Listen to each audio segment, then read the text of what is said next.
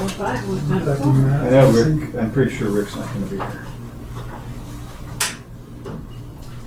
Who's Rick? Rick here? Oh yeah, he's in Europe. Here's the comment card, just oral communication.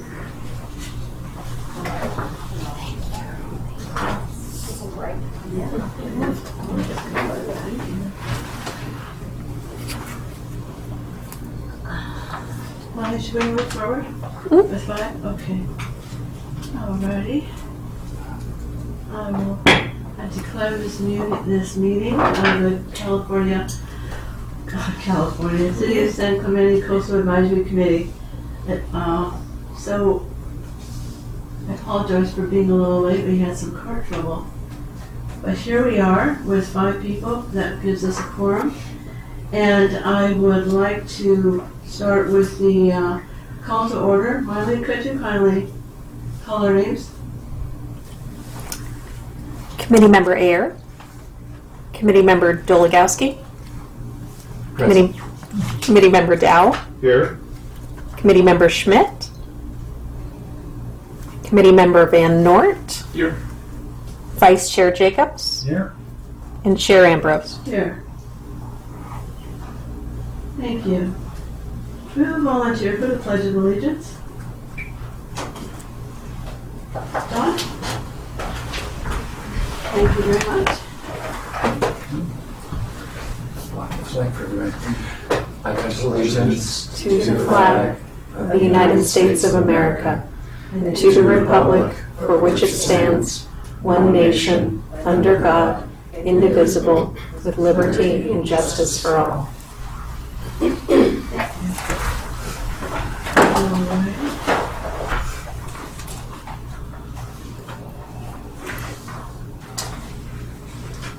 Okay, item number 1 on our agenda is approval of minutes. I hope that each of you took a chance to look at the minutes that were in our agenda packet. And if so, and you are willing to agree to that, I'd like a motion on that.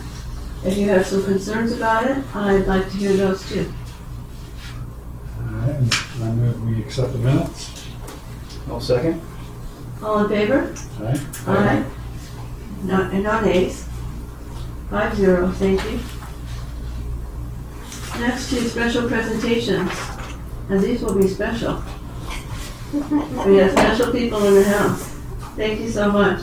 We're going to start with sand acquisition, and I'm looking to Leslia Meyerdell. Sir. Good afternoon, Madam Chair Thank you. and committee members. It's my pleasure to be here this afternoon to give you an update on a couple of projects. I've got them combined into a single seamless presentation, but given that this is a relatively small group tonight, I think I would be happy to take questions as they come up. Unless, Madam Chair, you have a preference to wait until the end of the presentation, we can take questions there. I'm happy to defer to you.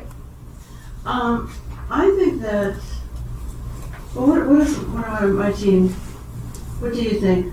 Would you like to ask questions while she's speaking and asking for I answers? think it's better to go back and forth, so I would encourage us to ask questions during the presentation. Okay. Leslie, we would like to have an opportunity to question you as you're giving a presentation, please. Very good. That Thank you sounds so much for asking us. Of course. We'll just jump right into it. Okay, the first update is on the North Beach Emergency Sand Project, which is still ongoing, as most of you are aware. This was processed as an emergency because there was almost no sand on the beach and the waves were directly hitting the concession stand, the playground, the sidewalk, the fire pits, the staircases, and so because of the nature of the project to protect critical public infrastructure, we were able to process this very expeditiously as an emergency. Sand is being delivered in what are called Super 10 trucks. They basically carry 10 cubic yards of sand, 15 tons or 10 cubic yards. The project was developed with the County of Orange. Their public works staff routinely cleans out the Santa Ana River channel after winter storms and pulls aside sand that can be placed on the beach. So they are cleaning it, sorting it, and stockpiling it for the city. These are some photographs of the beach. I think Miley maybe took these. Miley takes a lot of our great photographs, so I have to give her credit for those. We had a lot of cobbles, gravel on the beach, a little bit of sand at the back of the beach, but not much to speak of. So one of the things we were able to do was to reuse the previous scoop sand footprint. In case you're not aware of the term SCOOP, it stands for Sand Compatibility and Opportunistic Use Program. So the city has had a SCOOP program before. We were able to just take that footprint, work with Coastal Commission staff, because that placement area had previously been approved for them for placement of sand. They were just fine with us making sure our sand stayed within that same previous envelope. So it's shown here sort of in a yellow highlight. It's about 1,500 feet long. It goes from just south of the Capistrano Shores community at the beach, just south of the MO2 County outfall structure, and then all the way to the D. Court staircase. And there is some interesting overlap at the very southern end of our project footprint. OCTA has what they're calling reinforcement areas 1 and 2. So we are, in placing sand on the beach to protect the city's own public infrastructure, we're also having a direct benefit to the railroad. And as most of you probably know, the railroad is a Department of Defense designated strategic rail corridor. Could you remind me what these reinforcement areas are for OCTA? Yes, so the reinforcement areas, there are 4 of them that OCTA has identified. They are areas that are in need essentially of immediate protection. 1 and 2, which are shown here in green, are on the seaward side of the tracks. There's a reinforcement area 3 that's on the landward side of the tracks, and then there's reinforcement area 4, which is on the seaward side of the tracks, the southern end of the city, State Parks, Cypress Shore area. So this is just to give you some context for North Beach, and then the OCTA proposed placement area, and then the city Army Corps beach fill footprint. So as I mentioned, we were able to obtain expedited approvals, or in the case of the Coastal Commission, we were able to obtain a waiver because it was an emergency nature of the project. Through the Army Corps, we were able to take advantage of Regional General Permit 63. We worked with the county to obtain an encroachment permit to cross the MO2 outfall structure at North Beach. We had to obtain permits from the railroad authorities to cross the tracks using heavy equipment. And then we also needed to obtain a permit from the city of Fountain Valley to actually access the Santa Ana River sand, so going down into the river channel. And then lastly, we had to get approvals in place from the community association at North Beach. So completed steps, of course all the permits were in place before we started. We conducted a grain size analysis and a chemical testing analysis just to make sure the material was clean, free of contaminants, and would basically match the grain size envelope on the beach at North Beach. We also conducted a mean high tide line survey, as well as shoreline profile surveys, so we understood the nature and condition of the beach before we started placing sand, so that we could compare those to the post-construction surveys. And we also conducted grunion monitoring. That's also required. We checked for shorebirds, nesting habitat, made sure there was none of that on the beach before we started placing sand. And when we started placing sand, there was no grunion habitat. That was the determination. So sand began arriving shortly after we got our approvals in place. We have been placing Monday through Thursday only. This is a Coastal Commission restriction that we do not place Friday, Saturday, or Sunday so as not to create conflicts with beach users. So the beach is completely closed Monday through Thursday, reopens for the weekend for visitors. We placed approximately 30,000 cubic yards to date, and we are expecting now, with the council approval this week, to place 37,000 cubic yards of sand. So we are leaving no sand on the table. We are taking all available free sand from the county and placing it on our beaches. And they're placing about 1,000 cubic yards a day. So we think probably a week or two more, then a little bit of cleanup, and then we'll be demobilizing all the equipment off the beach. So monitoring is a very fundamental component of any beach nourishment project. This is no different, even though it was pursued as an emergency. We're still obligated to conduct basic monitoring. So we took photographs. UAV is unmanned aerial vehicle, also known as a drone. We did water quality monitoring. That's actually ongoing on a daily basis. We have surf monitoring in place as well, and as I mentioned, avian and grunion monitoring. Interesting, we did not have any grunion habitat at the start of the project, but when we started placing, I think we were at about 10,000 cubic yards, the grunion started to show up. So we do know that it restores sandy beach habitat. Beach sand is a good thing for the grunion and for the bird species as well. We had grunion show up at the very last run. The last run, I believe, was August 22nd, and we didn't have a lot. I think we had less than 100, so it didn't create any restrictions for us, but it's something we're always aware of in planning these projects to avoid, to the best of our ability, to avoid placement during the grunion season, which generally runs April through August. Is there, sorry, this is a good time for questions. Yes, please. Is there any sort of effort to monitor what happens to the sand now it's there?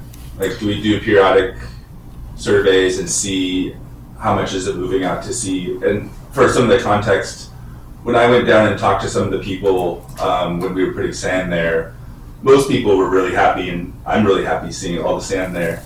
But one of the interesting things I found is a lot of people seem to think it's sort of a waste and all the sand is just going to instantly leave, especially after a storm.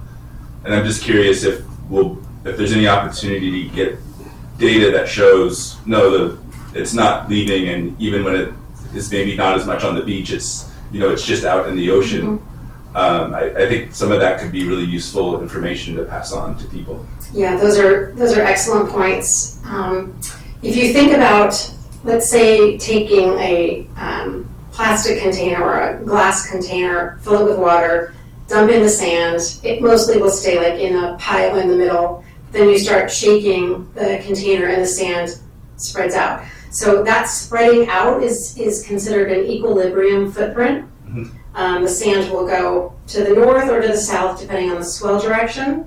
We'll go offshore in winter and onshore in summer. So the sand isn't lost, though you may not see it in the form of a dry beach. It forms bars, in seasons, and it does move around. The second part of your comment about the monitoring, yes, we reinstituted a monitoring program for the region. The city took responsibility for that in 2022. We have 12 transects, and I have some slides on this a little bit later in the evening. So we monitor the back of the beach, all the way back to the revetment, if there's revetment or whatever fixes the back of the beach, all the way up to what's called the depth of closure, which is about minus 30 mean low or low water. And so we create these cross sections, and we do them each October, which gives us kind of a summer profile. And then we do them again in May, which is still basically considered a winter beach. We compare those. We're looking at long-term trends. One of the interesting things that we did when we restarted this program in 22 was we utilized historical transect locations that were conducted by Army Corps of Engineers and others historically, I think going back as far as the 80s. And so we now have like a 45-year record. There was a number of years where there was no data being collected, unfortunately, but as I said, we have resurrected the program. We can kind of fill in the gaps. But yeah, we are absolutely very interested in studying this and seeing how the sand is moving, where is it going. Next Coastal Advisory Committee meeting, we have Brett Sanders coming, and he's got a student that has this theory that there are these mini subcells within the northern oceanside littoral cell where we are between Dana Point and Cottons Point. And so the sand really just kind of moves around and that isn't lost, like south of Cottons, and isn't lost to the offshore. So we'll have lots of good questions for him and you know, when that comes up. But so we are tracking the sand. We will see signals in the monitoring reports that show where the sand has moved, and that will help inform future beach nourishment projects. So the current monitoring is just twice a year, though? The current monitoring we do is twice a year. Lifeguards do, Marine Safety does a monthly beach monitoring program. I know that UCI is doing satellite, I think it's daily monitoring. Oh, wow. There's also, I believe, one of the community groups, I think, is it Save Our Beaches, is doing a monitoring program too. So there's quite a few data sets that are being collected. And so yes, there should be an abundance of monitoring data. Great. They're not necessarily integrated because they're collecting at different intervals, different locations, different methodologies, different areas of the beach, the shoreline profile, but there is a wealth of information. And we do publish the shoreline monitoring reports that we compile. Those get published on the city website. Oh, good. And also, I guess, just for the next meeting, we do have the State of the Beach presentation, which will be given by Coastal Frontiers. They're the ones that run the shoreline monitoring program for the city and for the region, and they'll give a recap of what they have seen in terms of sediment movement, sediment deficits, where's the sand, how is it moving. Wonderful. If you watched the Sandag meeting a couple weeks ago, you sort of got a preview to see what kind of information is going to be shared. It's very, very fascinating. If you're a coastal nerd, like most of us are. Do you have the date of that meeting? The Coastal Advisory Committee meeting is November 21st. The Sandag meeting I was referencing was, maybe the 14th. Okay. It was just last week, Thursday. Maybe it was before that. Thank you. My pleasure. On to some photos of the work in progress. You can see here that we've got the sand all the way up against the concession stand. And some people call it the snack shack concession stand. So in the earlier condition, before we had placed any sand, this was completely undermined. The railings were hanging out in the air.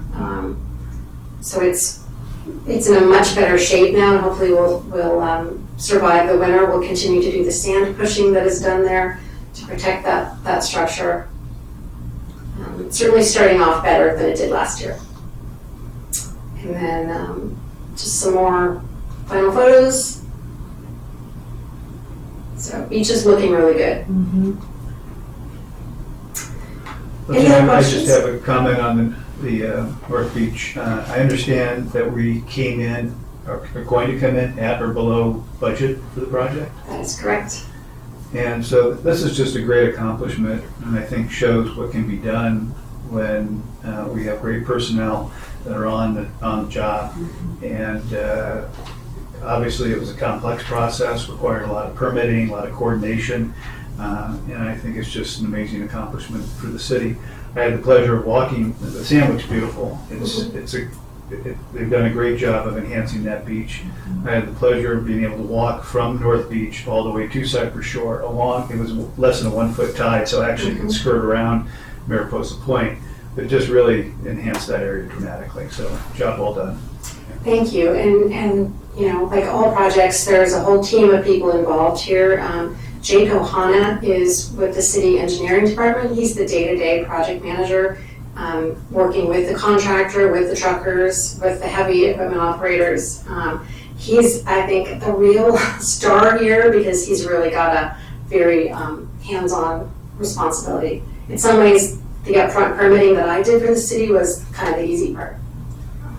Yeah, I would echo what you just said there. It really looks fantastic. And so I would ask, so that beach is still under emergency conditions. I mean, right now it looks so much better. I mean, the concession stand hardly recognizable with the sand coming all the way up.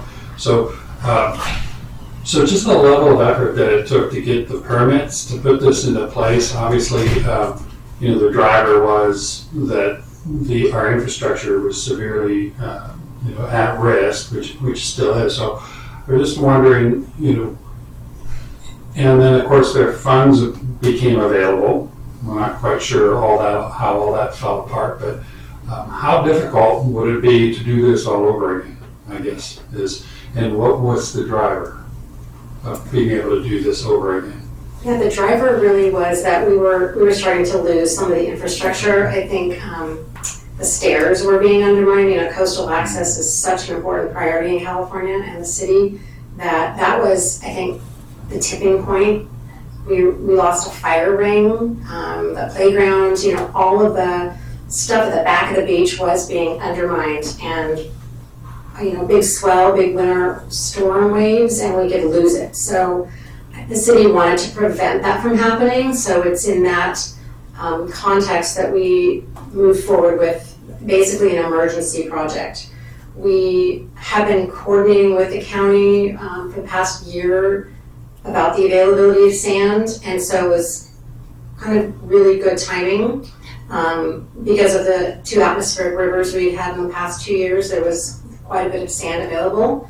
So the county was able to take their 20,000, and we basically took the rest of it. We were able to get the rest of it. Not as much as I had hoped, but we got as much as is available. So that's, I guess, the bottom line. So the test for an emergency, like when is it an emergency and when is it not? I think when you have public infrastructure at risk, that's an emergency. You have to be able to respond quickly, and we had the sand available. So I think once we realized we had the sand available, then it was full speed ahead. The council declared, you know, an emergency condition for this beach and directed me to get the permits and make it happen. The city made the financing side of things happen, and there's a whole other, you know, team of people working on trying to find the money. But I think this question came up at council on Tuesday. If we had another emergency project like this, would we have the funding for it? And I think the answer was no, we may not. We've just paid or will be contributing an additional, you know, $2.6 million to the Army Corps of Engineers to bring the hopper dredge back and to complete that initial fill so that we can preserve our 50-year project. But I do know some very tough decisions were made by the budget staff, the finance staff of the city about what can be put on hold, how can we shift dollars around to fund this important project. So this was about a year in the making? Probably, maybe longer. Okay. I think everyone was just sort of watching this situation deteriorate, and then because we didn't get all of our Army Corps sand, up front, because of that equilibrium footprint, we thought, some of that sand would move north in the summer, but we didn't get all that we were expecting, so we had to come up with a secondary approach to protect North Beach. And then one final question. I know that originally I think the permit allowed us to get 50,000, and then originally it was 30,000, and then we got an additional 7,000. Yes. How did that come about? Yes, so the permit request we made was for 50,000. That was based on county public works staff saying they thought we would have 50,000 for the city, even after the county took their 20 for Capo Beach. So that was the permit approval that we received. However, there was some uncertainty on timing because originally the contractor for the North Beach project said, I think it was gonna take 90 days, which was gonna put us into like October, November. We already sort of knew that the dredge contractor was gonna be coming back, and so we didn't wanna have a scenario where we were putting sand at North Beach and at the city's main beach at the same time. Just, it would be too much going on from a construction management standpoint, but also public access and inconvenience to the community. So that timing was sort of what dictated us just to go for an initial 30, telling the county we reserved the right to take up to 50, but it turns out they didn't have 50. And so when we realized that we were kind of getting to the maximum sand that can be held by this beach right now, we just said that let's just take the remaining 7,000 and we'll call it good. And then we're now obviously pivoting back to the Army Corps project and trying to make that one happen. Thank you. What's the current timing on the Army Corps return? The timing is end of October, early November. And in terms of getting the permitting for this project, for the North Beach project, what was the most difficult permit to obtain? Probably the county permit for crossing the MO2. We had to do some structural analysis and calculations to demonstrate that the heavy Super 10 trucks loaded fully with sand would not have an adverse impact on the structural integrity of that infrastructure. So that took a while to work through all of those issues. So that I think was the last permit that we obtained. Okay. And the infrastructure you're referring to is just to come over the tracks? No, in this case, there's a stormwater outfall at the very north end of, I wish I had a laser pointer. It's just south of the homes. And you can sort of see it in this photo, but if you walk to the very north end of North Beach, you will see a county stormwater outfall structure Okay. called the MO2, right? Municipal outfall number 2. I did see it from the train station. Yeah, you can see it from the train station too. That's a good point. So it's an old structure. It's a concrete structure. It was not necessarily designed to hold Super 10 trucks full of sand, thousands of them crossing it. So we had to demonstrate to the county's satisfaction that we could come up with a reinforcement that would preserve the integrity of the bridge and allow us to deliver sand to the beach. Okay, so that is, so the trucks access the beach from that point? Yes. Okay. Let me see my. So in this photo, the photo on the left, it's not a good photo. It's kind of hard to see here, but yeah, there's basically like a concrete bridge that the trucks are coming across, and it's probably 30, 40, 50 years old. So we had to install shoring on top of it and underneath to make sure it was not going to go anywhere with the weight of the trucks. And it's performed brilliantly. And was Coastal Commission a fairly easy permit to obtain? Yes. And do we think that was because we're adding sand, adding access, doing all the things that they want done? Yes. It wasn't controversial, it was adding sand. Correct. In a previously permitted envelope. So they were very willing to work with us. Did the Army Corps have any involvement in this? Yes, we had to obtain a authorization under Regional General Permit 63 to place the sand. And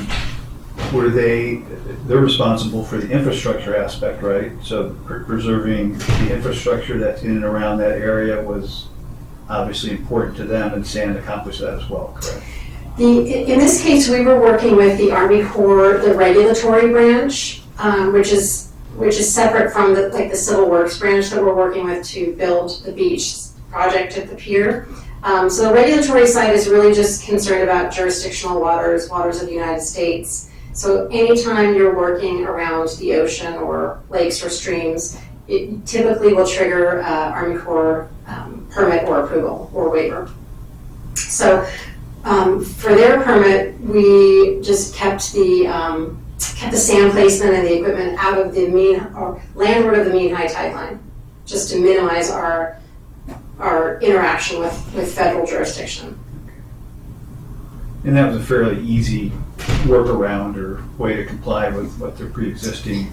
Well, these projects are a lot of process. There's a lot of steps and back and forth on, I need this information, please clarify this. So when obtaining permits, you have to maintain daily, weekly communication, make sure that they understand the urgency of the need, be as responsive as you can, and kind of package your project in such a way that it meets some of the goals and objectives, in this case, of the Coastal Act or Clean Water Act.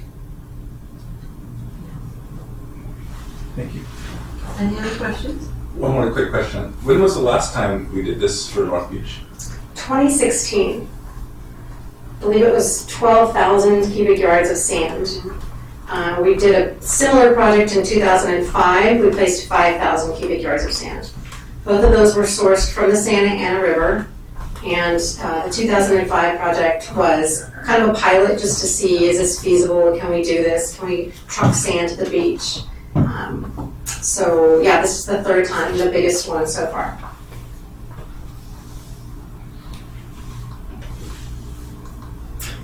Offshore sand source investigation. The city, so this is the second item under this presentation. So the city received a $1.5 million grant from the California Coastal Commission. About half of that funding is for an offshore sand source investigation. The other half is to complete work on the local coastal program, the LCP. So the offshore sand source investigation is us, the city, looking for sand sources offshore that are close by, that can be accessed by conventional dredging equipment and will reduce costs associated with obtaining sand from greater distances.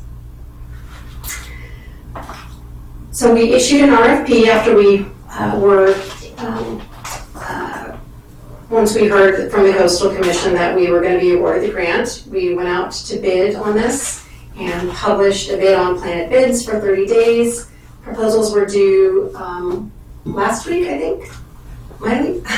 Last week or the week before. We're going to review the proposals, we're going to schedule interviews, and we're hopefully going to take it to contract award next month and get this study underway. Because we're permitted to use the Surfside Sunset Barrow site. It's a great site. It's got a lot of sand. It's got a lot of great sand.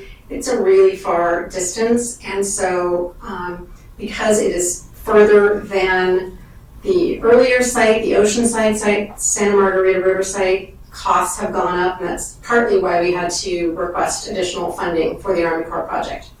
So we're looking for sand closer to home. It will reduce the cost significantly.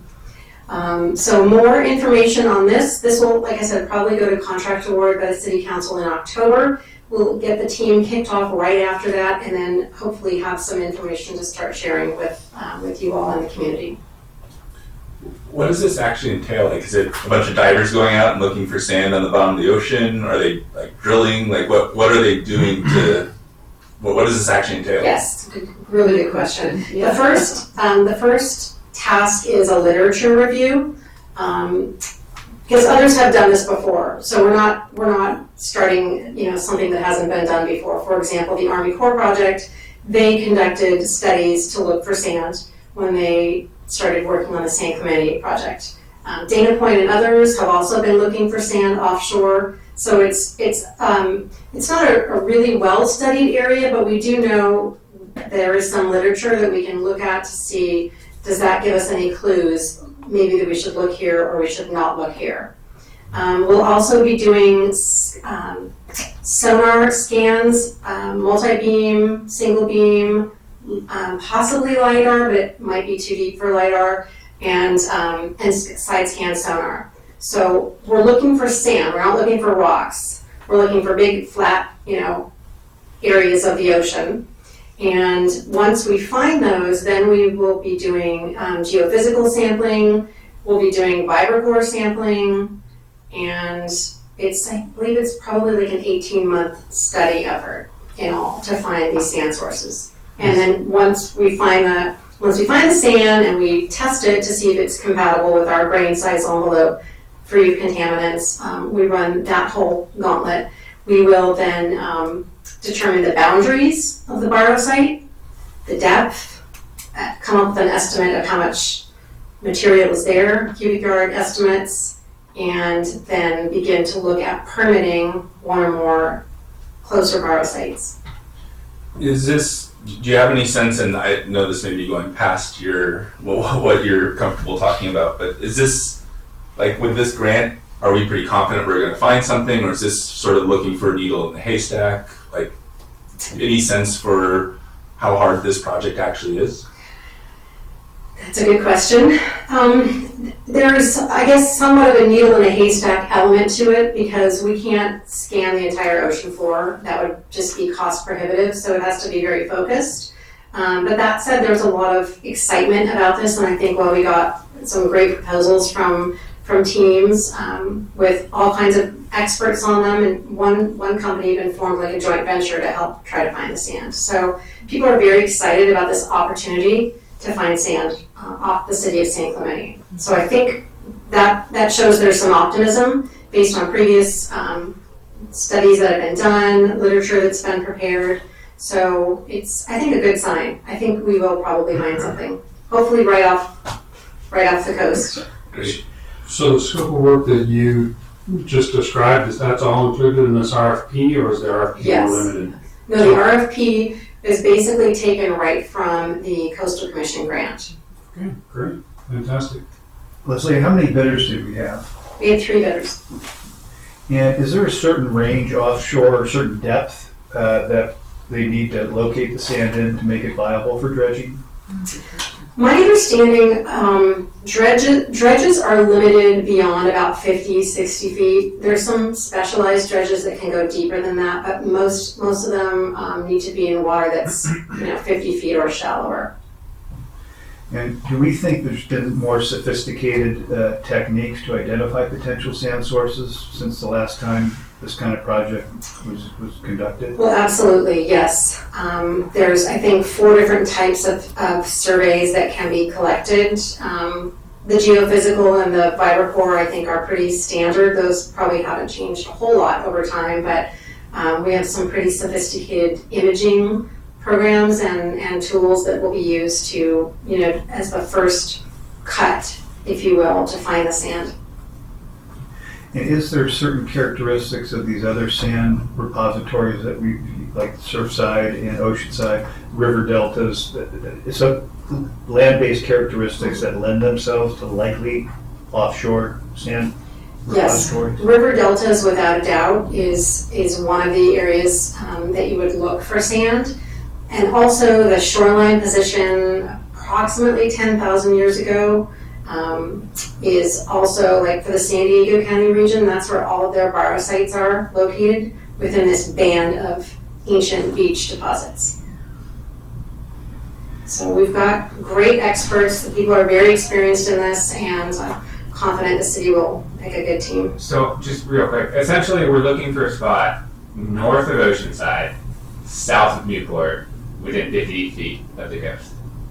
Yeah. Okay. I'd say that's a good summation, thank you. You said 50 feet of the coast? 50 feet, yeah. Yeah. 50 feet Yeah, of sorry, water, okay, yeah, which varies in distance offshore. And then if you find a good location, is there a way to legally reserve it for the use of our city if you pay to characterize that area? Or if you find out an area that another city has identified, is it like first come, first serve, or is it legally reserved? Well, these will all be within state lands jurisdiction. So once we find the borrow site, the new sandbox, then we would need to get a lease to access the mineral resources in that box and bring those to the city. And there will probably be others that are closely watching to see, where we find the sand. So we can't really reserve it. I don't think the state would really allow that, but they will certainly issue a lease if it's, determined to be suitable material and enough to sustain a long-term beach nourishment program in the city. Okay, thank you. Next item. Okay. Let's see. So about a year ago, the city sent the SANDAG, the San Diego Association of Governments, a letter expressing interest to participate in Regional Beach Sand 3, RBSP 3.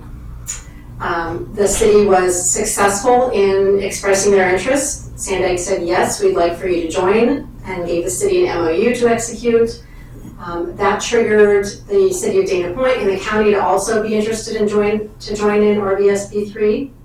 And as part of the MOU, the city paid SANDAG $106,000 to basically participate, to do some offshore analyses, bio-surveys, economics, and preliminary planning and engineering design. So I've got some slides here that show what is currently being proposed by SANDAG. I'll let you know that the draft feasibility study is expected to be published in early 2025, February, March timeframe. And an important component of that will be the economic index, because all of these projects are subject to grant funding for the most part. We have to compete with others for grants. And in order to be competitive in your grant making, you need to have a benefit cost ratio that is better than 1. That's considered basically a minimum for an Army Corps project. The higher your benefit cost ratio, your BCR, the more likely you are to get funding.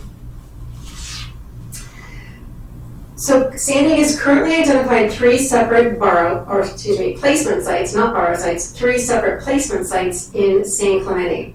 They're looking at about placing 1,000,000 cubic yards of sand in San Clemente, 500,000 in Dana Point and county beaches.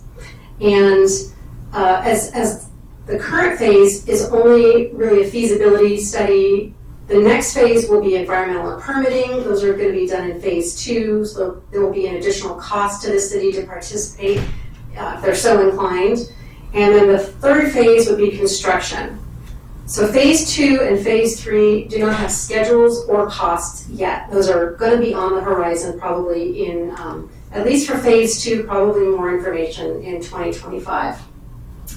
SANDAG is saying that Regional Beach Sand 3 is about 3 years out. I think it's a little further than that, but we shall see. The cost to the city, based on 1 million cubic yards of sand, could be $50 million. It could be less than that. It could be 30 million. It could be 60 million or more. It really just depends on where the sand is sourced, how many other jurisdictions participate, because the more jurisdictions you have participating, the more it brings down the mobilization and demobilization costs of the dredge, so we cost share it.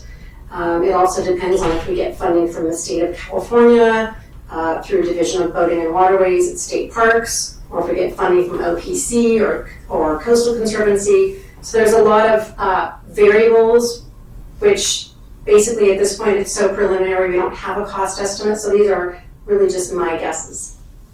Lucia, Yes. with SANDAG, did Dana Point and the county also sign MOUs? Yes, they did. Are you part of a whole compact?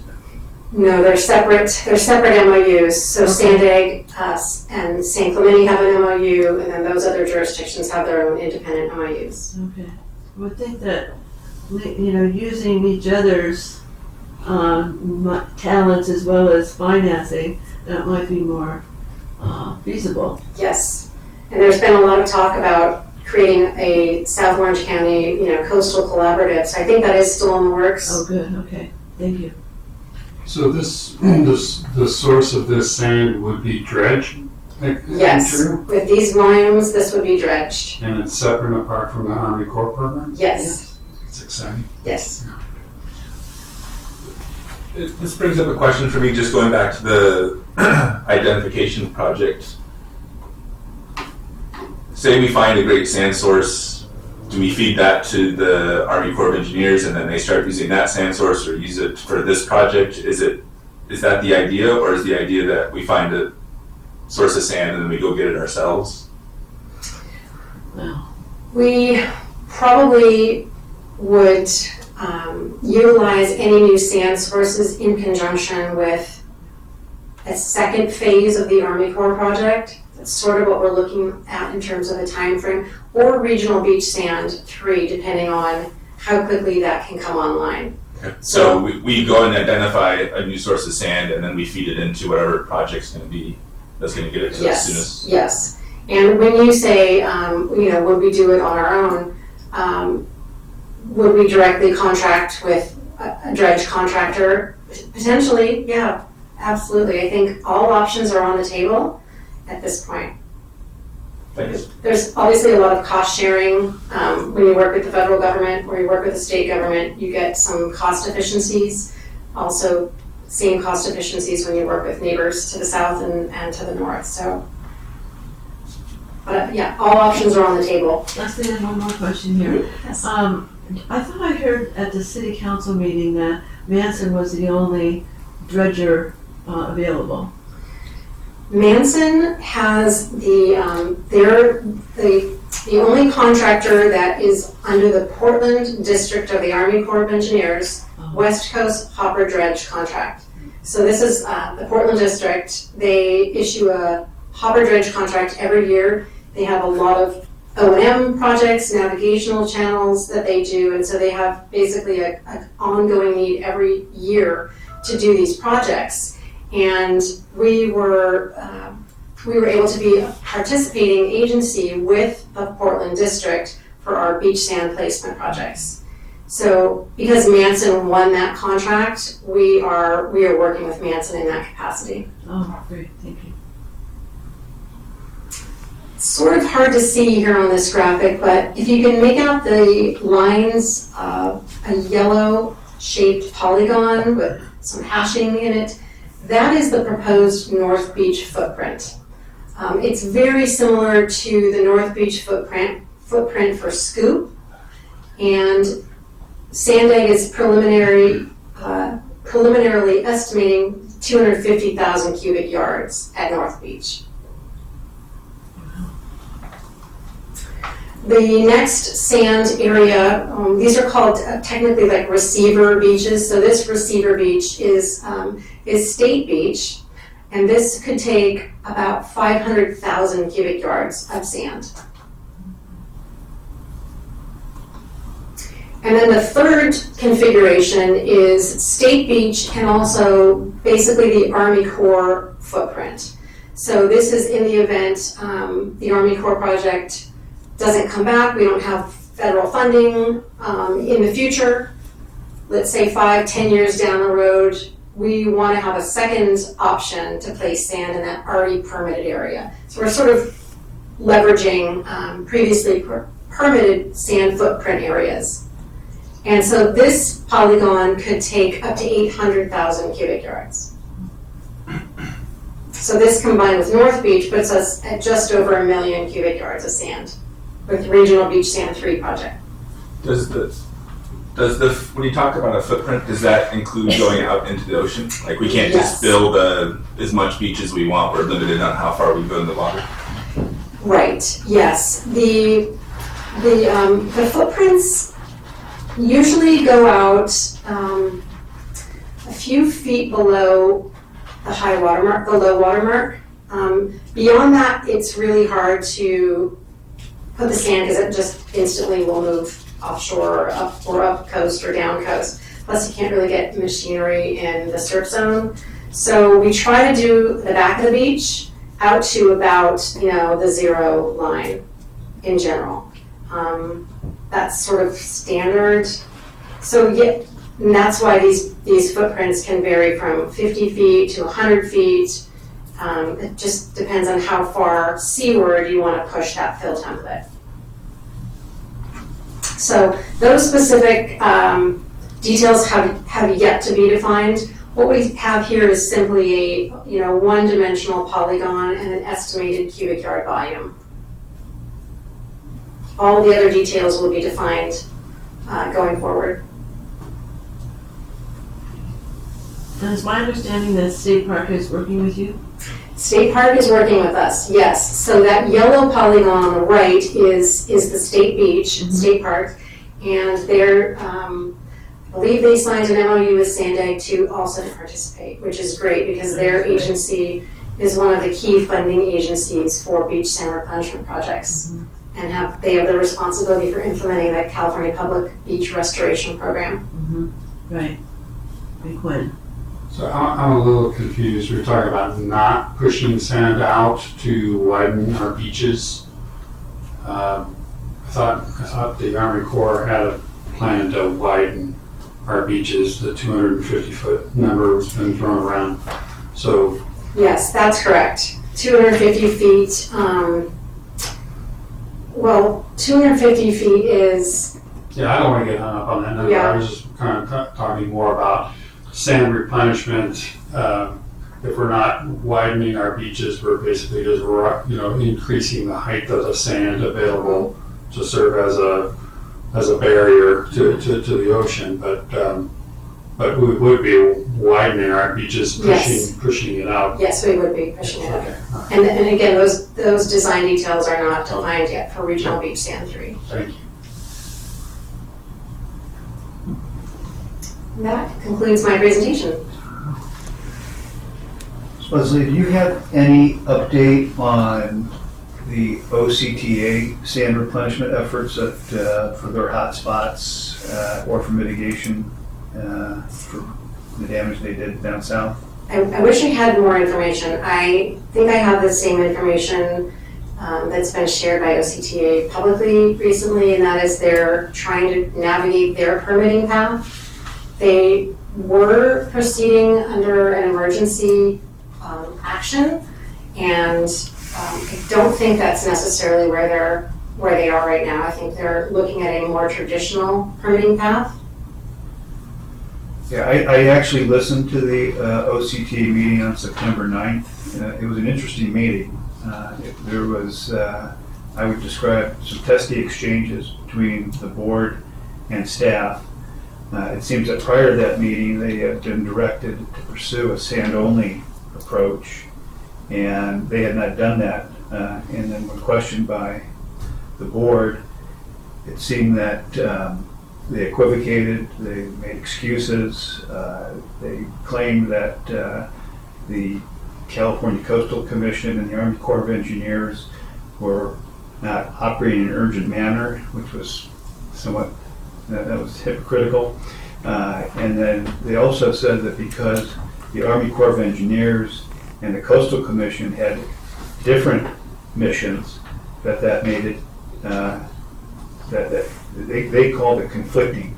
And in reality, they just have different missions, with the Coastal Commission being access and the Army Corps of Engineers being protecting infrastructure, and they're both accomplished with sand. So it was an interesting meeting because it just seemed, at least to me, that staff was slow walking the permitting process. And if I wanted to be, I guess, somewhat concerned about where they're really going with this, is that they're waiting. They're not going to do anything before the winter storm season. They're going to wait for the inevitable emergency to occur, and then they're just going to operate on an emergency basis and dump more boulders and not put any sand on the beach prior to the winter storm season. And I know our mayor wrote a letter, it was part of their package. He was telling them that we got to get sand on this beach now, and they just don't seem to, they're still not getting it. They're talking the talk, but they're not taking what I would call constructive action. They don't seem motivated. Here's the big thing that they said. They said that because of the volume of sand that they need to obtain, it's 500,000 cubic yards, I believe, between Mariposa and down at Cypress, or down at State Beach, that because of the volume, they would still have to get these additional permits. They couldn't piggyback on existing permits. But they failed to ask, well, how much sand can we get in an emergency fashion and piggyback onto these permits? So I guess if if there's anything you can find out, they supposedly were talking to Coastal Commission, supposedly going to talk to others. The board directed them to get moving on this, so hopefully that happens, because obviously this is the sand that we can get on the beach as quickly as possible if we get a collaborative, compliant OCTA. Yeah, I agree with you on that. I think that the city has been doing a lot of outreach to those agencies, giving them a message that San Clemente wants to see these projects expedited as quickly as possible. It's in everybody's interest to make that happen. Yeah, they did make the point that the only two entities that were acting with urgency was San Clemente and OCDA, which is kind of laughable, and that Coastal Commission and the Army Corps were slow walking, that they were the impediment to getting this project done, which I disagree with more. I think too, with the sensitivity to the timing is important. I just got a notice from the commission saying that the California king tides are coming in mid-November, if not sooner.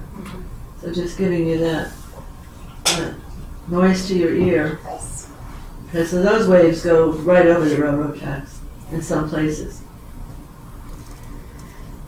Hopefully we don't have a storm swell at the same time. Praying for surf, like just not damaging surf. Yeah. Yeah.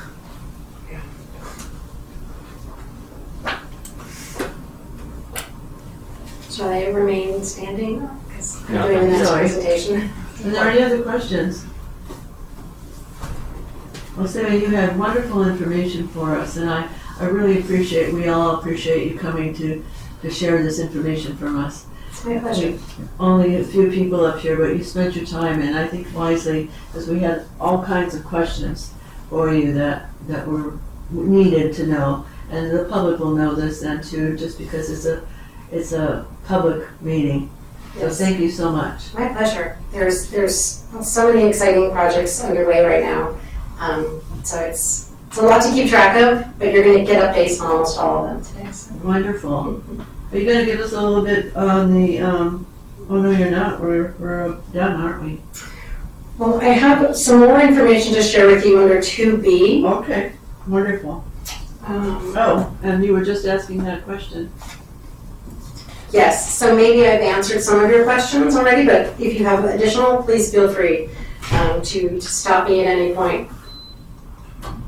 So the first project here is the nature-based sand retention project, or nature-based coastal resiliency project. The city was a recipient of another Coastal Commission grant, this one in 2022, that also started our shoreline monitoring program. So we've been very actively writing grant applications and receiving grant funds, and that will continue to be an important component of how we fund these projects. So with that, nature-based solutions, as most of you probably know, are considered green or soft solutions, not typically engineered, and those are preferred by the Coastal Commission. With this project, we are seeking to implement a phased approach. The phasing starts now with sand. So the Army Corps project, the SCOOP, the OCTA sand, the Regional Beach Sand Project, maybe a South Orange County regional project, additional SCOOP. All of these will add sand to the beach. We've heard from coastal scientists that we have a sediment deficit of about 5 million cubic yards of sand in the South Orange County region, from Dana Point to San Mateo Point, Cottons Point. So that didn't occur overnight. It will not be filled in overnight, but we are going to work consistently and get as much sand as we can, opportunistically, and dredge it and get it to the beach. So finding that sand is hard. Keeping the sand is very important. We want these beach fills to last as long as possible. So we're looking at companion strategies, sand retention strategies. You can think of areas like Santa Monica and Newport Beach, and they have different types of structures, but they both have wide beaches due in large part to stabilizing structures that keep the sand there over time. So we are exploring the possibility of sand retention in San Clemente. These would be designed for co-benefits, which basically means they provide not only shoreline protection benefits, but also recreation benefits, surfing benefits and habitat benefits. So as I mentioned, we're in phase 0 right now, large-scale beach nourishment. We want to keep the sand coming to San Clemente. We want to restore the public beaches here in this beautiful city. We've got the Army Corps 50-year project, which should be returning here in, let's say, a month or two. More SCOOP projects on the way. We're in the process of re-permitting SCOOP in the city. So that's one of the things that's underway. Then once we have the permits in place, we'll do the environmental as well. And then when the sand becomes opportunistically available, we will grab it. Sandag, RBSB3, you've already heard about that. OCTA, we've talked about that. 540,000 cubic yards of sand in the city, and possibly others that we haven't really developed yet. So phase 1 is sand retention with beach sand nourishment. So whenever you put in a structure, you have to add sand at the same time so you don't have a erosion, you don't create an erosion problem up coast or down coast. And jumping right into phase 2, living shorelines are kind of the long-term objective. So these are vegetated sand dunes. Once the beaches are wide enough, 75 feet, I think is the minimum. Once you have a beach that wide, then you can really look at living shorelines. So these are, probably 10, 15 years into the future, once we've restored our wide beaches. So this map is kind of hard to read at the scale, but the little white tags are surf spots. We did quite a bit of outreach with local surfers, surfing groups, marine safety, lots of people who've lived here for a long time, and mapped all of the surf breaks that we heard about. So what we're trying to do is avoid creating an adverse impact to a surfing resource. So these structures are generally located in areas where maybe there isn't surf or it's marginal surf at times. And I know most of you were at the previous workshop we had in July on this project. You can't really see them that clearly at this scale, but we've got proposed sand retention offshore at Capistrano Shores in the north part of the city. It's an offshore breakwater. It's in segments with rounded edges, surfable edges. And then offshore of North Beach, we have a proposed breakwater that would be emergent. So that means you would see it basically at all times, even at the highest of high tides. And the point there is so that it can break up the biggest winter swell waves. And those aren't going to hit the shore with the full force of that energy. And then the third potential pilot project site is offshore at State Beach and Cypress Shore, and that's in the southern end of the city. So this process has been underway for about 2 years. We started with every solution imaginable. We started with cobble deltas and cobble berms. We talked about groins, groin fields, and mini headlands. We talked about reefs and breakwaters. And we have had 4 community meetings so far. We started with all of these concepts. We quickly learned from the community which ones were not going to pass muster, which were not going to be supported, and those fell off. And then through an iterative process over the last year and a half, we've fine-tuned the designs, we've taken a few off the table, we've changed locations. We're down now to 3 potential pilot projects, 2 in the north part of the city, 1 in the south part of the city. We published a draft design memo, and the comment period on that just closed last week, so we will be compiling all of those comments now, and then the team will review them. We will then take that input and fine-tune the designs, locations, structure types, and publish a draft feasibility study early in 2025. One of the important documents we are using as guidance, in part because this is a Coastal Commission grant-funded project, but also because we're ultimately going to need a permit from the Coastal Commission when we get to that, is a 2021 memo that Coastal produced that outlines Coastal Commission's preferred nature-based adaptation strategies, which include beach sand and also artificial reefs. So we are within the realm of what is feasible from a coastal commission permitting standpoint. Last week, there was kind of an exciting development at OPC, the California Ocean Protection Council. Those of you that watched that meeting, they approved $550,000 to fund what they're calling the California Artificial Reef Program Plan. This is going to provide us information probably in about a year, maybe 2 years, in terms of what they like to see for general design types, locations, other parameters, other considerations that we can incorporate into our sand retention projects going forward. So this, I think, is, things are definitely going in the right direction with that. Next steps, so we're going to review the comments, integrate the feedback into the draft feasibility study. The final feasibility study will be in summer 2025. Both of those documents will be available for public review and comment with public meetings, so you have a few more opportunities to weigh in, and we will look forward to that input. Then thinking even further ahead, we need to pursue funding for the next phases, because the funding for this project will conclude in about a year, and we will need funding if we want to carry this forward for design and engineering, performance modeling, both physical and numerical modeling, and then also environmental review and permitting tasks. So none of that is funded right now. We will need funding in order to keep this project moving forward. So you're saying which phases are not funded?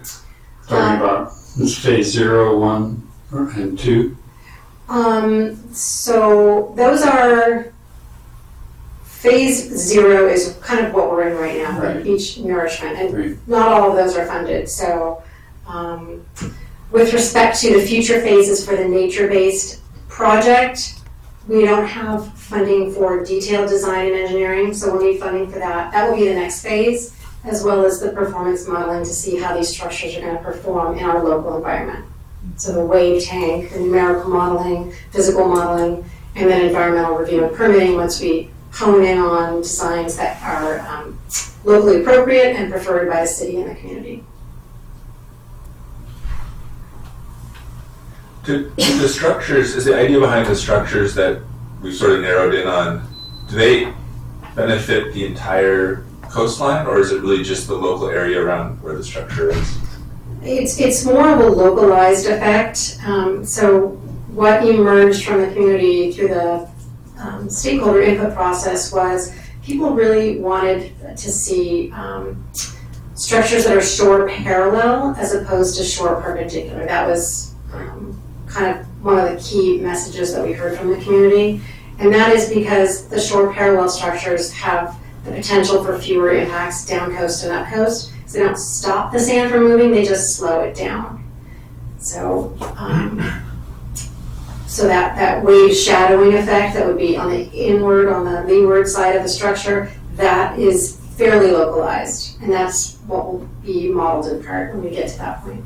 I think just adding to committee member Van Noort over here.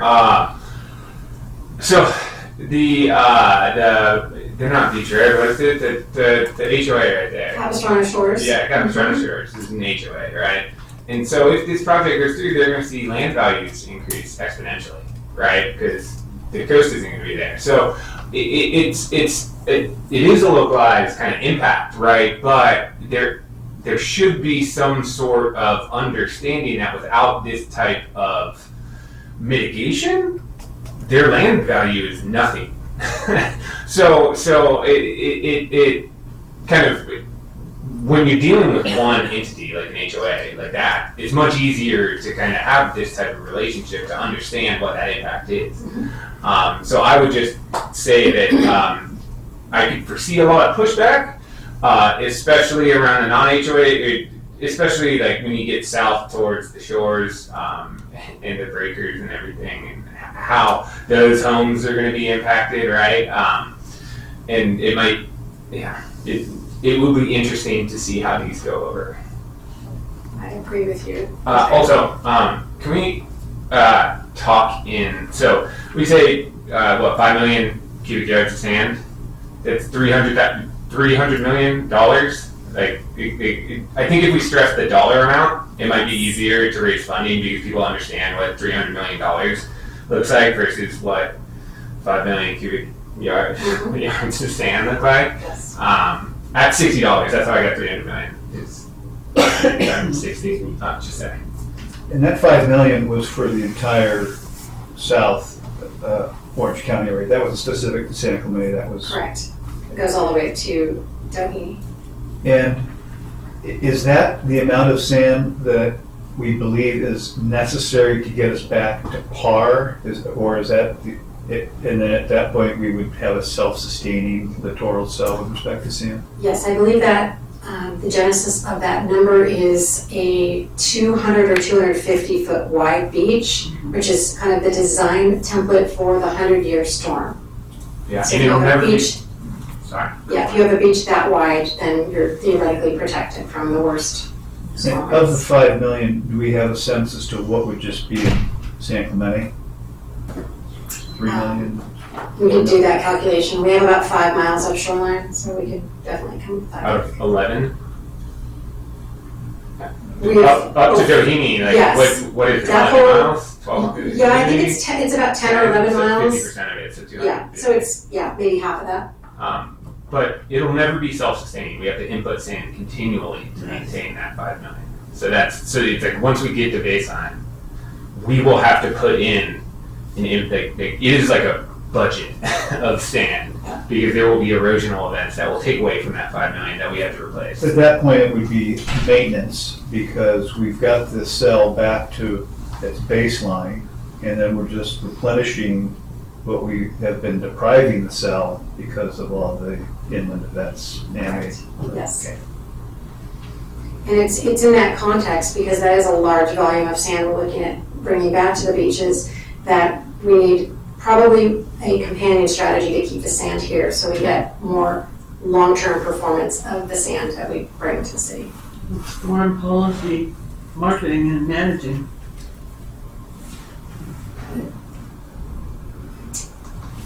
Okay, the final topic I'm speaking on tonight is the Regional Shoreline Monitoring Program.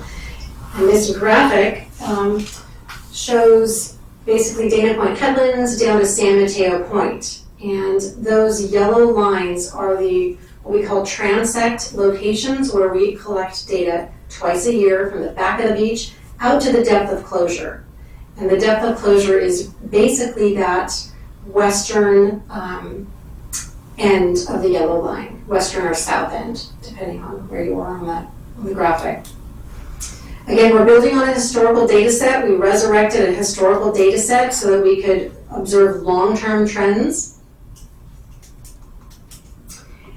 Each of the transects are listed here, and we do share this data with our neighbors to the south and to the north. Camp Pendleton shares the data with us, UC Irvine, Dana Point, State Parks, County of Orange, OCTA, Coastal Commission. We make it available on the city website, so it is publicly available for anyone who is so inclined. The raw data is there, but it's also rolled up into a report too, so that makes it easier for non-coastal scientists to review. So through this effort, we have completed 4 surveys so far, and the next survey is scheduled for October, so just a few weeks from now. Then we'll do 2 more surveys in 25 and 2 more in 26, and then the grant funding ends, and the city will need to, if they want to continue this program, the city will need to self-fund it. So getting to your point earlier about additional funding needs, shoreline monitoring is in that space, and starting in 2027, we'll need to self-fund this. It's about $80,000 to $90,000 a year. How exactly is the survey done? Is it literally like a land surveyor? It's done from the land and from the water side too. There's boats that use sonar, and then there's also a person on shore. Okay, but it is essentially like a land surveyor, a pencilmetric Yes. survey. Yes. Thank you. And if you're interested, I can let you know when they're going to be out in October. I can, through That would Zach, be cool. let you know, and you can go chat with them and see what it's all about. So when they do these surveys and the results come back, is there any comparison done between, and then some sort of comment or recommendation or finding made? Yes. And we roll that up into what's called the State of the Beach. We will do those on an annual basis. There was a State of the Beach presentation given, I think, last year to the Beaches, Parks and Rec Commission. This was before the Coastal Advisory Committee came back. And we will use this group Yes. as the venue to share that information at the very next Coastal Advisory Committee. So we've confirmed that presentation for you. Oh, great. Thank you. Pleasure. So as I mentioned earlier, the monitoring reports and the raw data is on the city website. It's, Miley will probably have to explain how exactly to get there, but if you go to the website and you type in local coastal program or coastal planning, it will take you to our coastal planning webpage. And all of the projects I've talked about tonight, as well as additional projects, are all listed there with their own tab. So it's pretty informative once you get there. You can get as much information as you want on all the coastal projects we're working on right now. So to your question, Vice Chair Jacobs, the key findings from the May survey are summarized here and will be rolled up into an annual report. So the key findings are basically that shoreline erosion was predominant in the area compared to the previous survey. The greatest losses were between Linda Lane and San Clemente State Beach.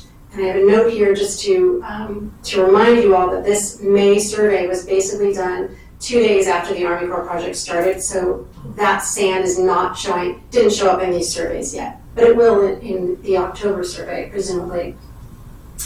We had modest gains at Shore Cliffs, Capistrano Shores, DeHay Court, and the coastal scientists think that because the county did their 45,000 cubic yard opportunistic project at Capo Beach last year, that migrated down to DeHay Court and showed up as a signal there in the data.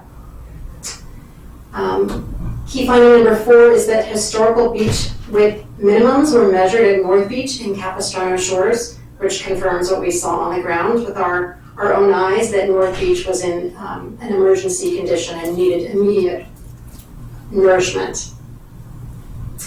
Lastly, at the south end of the city, the beach was inaccessible. As we know, there's no dry sand at the south end of the city, so the land-based crew had to work from within the Cypress Shore community, and they were able to collect the data that way.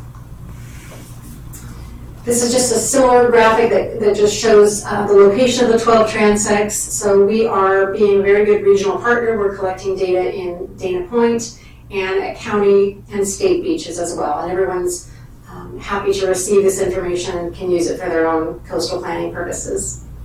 And what's the color and different pattern indicate for each one of the transects? It's related to, I think, the origin of the transect itself, whether it was an Army Corps transect to begin with or California Coast and Waves study. I left the legend off here, so I'm sorry for that, but the information is in the report posted on the city website. And again, State of the Beach presentation will be one of the highlights of your next Coastal Advisory Committee meeting. Thank you. And that concludes my presentation. Thank you, Leslie. Is it possible for us to get a copy of this presentation? Absolutely. Can that be emailed? I will have Miley send those out. Thank you. Thank you, Miley. I have a comment on that. Remember when I started on Coastal Advisory Committee, we were given a big notebook with the key projects that we would be working on. And I'm wondering if something like that could be assembled for our group now, as we're fairly new.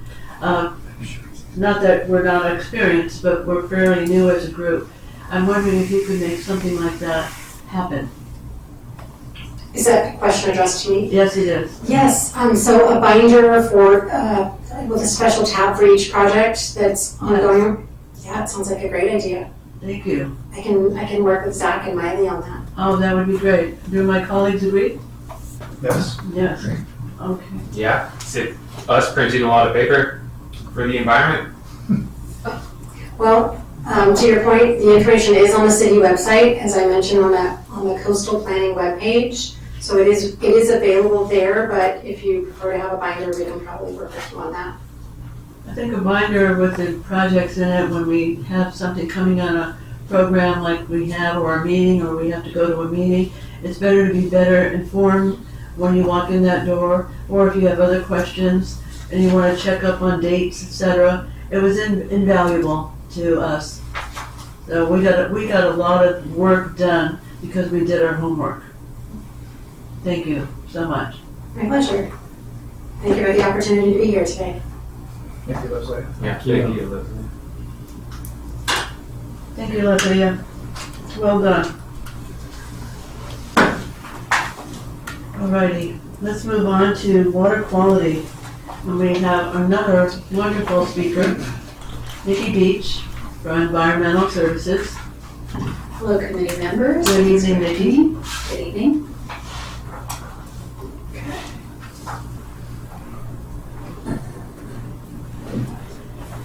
Okay, well, I'll try to keep this relatively brief, but we have 3 items that I wanted to touch upon today. The first is just a general update on beach water quality issues.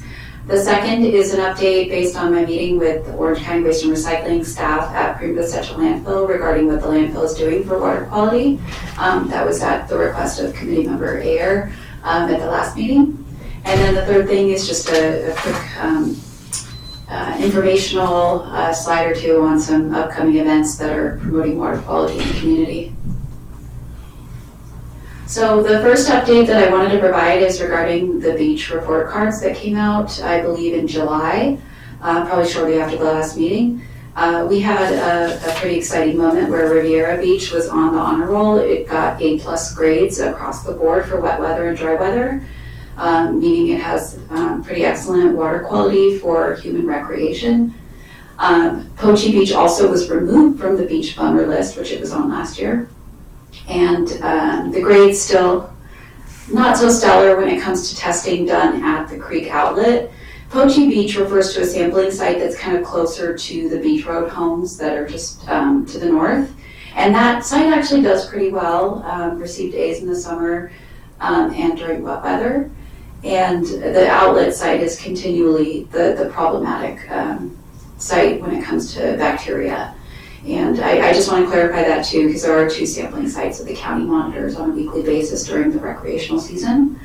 And so the outlet site got F's in dry summer weather, unfortunately, and B's for winter dry weather, and D for wet weather. So we still have room for improvement. And then I also wanted to provide a quick update on the Poche Beach Water Reclamation Project that we've been kind of trying to tease out with some support from the County of Orange. This project was submitted to OCTA for grant funding, and it looks like OCTA's committees are recommending it to the board in the near future for funding. So that's kind of exciting. We know it's a very expensive project, so we're still kind of weighing the pros and cons of moving forward with that project as opposed to some alternatives. Is that funding for additional design work or actual construction? That would only apply to the construction, and there is a match of 50%, so we would be paying at least $2.5 million towards the construction if they give us $2.5 million towards the construction. However, we could use additional sources of funding from other grants and loans to meet that match. But we are on a tight timeline, and so we're really just kind of looking at all of our options right now. And I forgot to add, yeah, please do ask questions as I go along. Thank you. Yeah. Nikki, what is the timeline? So the timeline for the Poche project, which is considered a dry weather compliance project, is 2031 for compliance, and that, sorry, I'm getting my wet weather numbers mixed up. It's at the end of 2028. And the other constraint in our timeline here is that if we want to claim that $2.5 million funding, which again is not 100% guaranteed yet, but I believe we're going to see that awarded to us. If we want to claim that, we have to have a construction contract in place by December 31st of next year. So that's a very tight RFP process for design, and then they have to create specifications that we can go out to bid with and get a signed contract with city council approval and all of that by the end of next year. Is this the same project that, wasn't there another grant earlier this year that went toward design work for is it so? For the Pochi project? Yes. The only other funding that we have secured, more or less for the project is just shy of $1 million from Congressman Levin's Right, office. It was in right. the news. And so this is affiliated in the same project. Yeah, so we could use that $1 million towards our $2.5 million match. But since we're talking about the project, I'll just add that we are, staff is also looking at the option of maybe phasing the project, and I don't know how that would affect our eligibility for the grant funding. But really, we need to look at that 2028 deadline to stop having bacterial exceedances at the beach. So we can divert the water, divert the flows, the dry weather flows, to perhaps the ocean outfall that's right off Doheny Beach without significant treatment. That would be significantly cheaper than trying to clean up the turbidity of the water so that we can ship it back to a water reclamation plant that can purify it further for recycled water. So there's a lot of moving parts, but it is exciting that the project was seen highly, thought of highly by the OCTA review committee.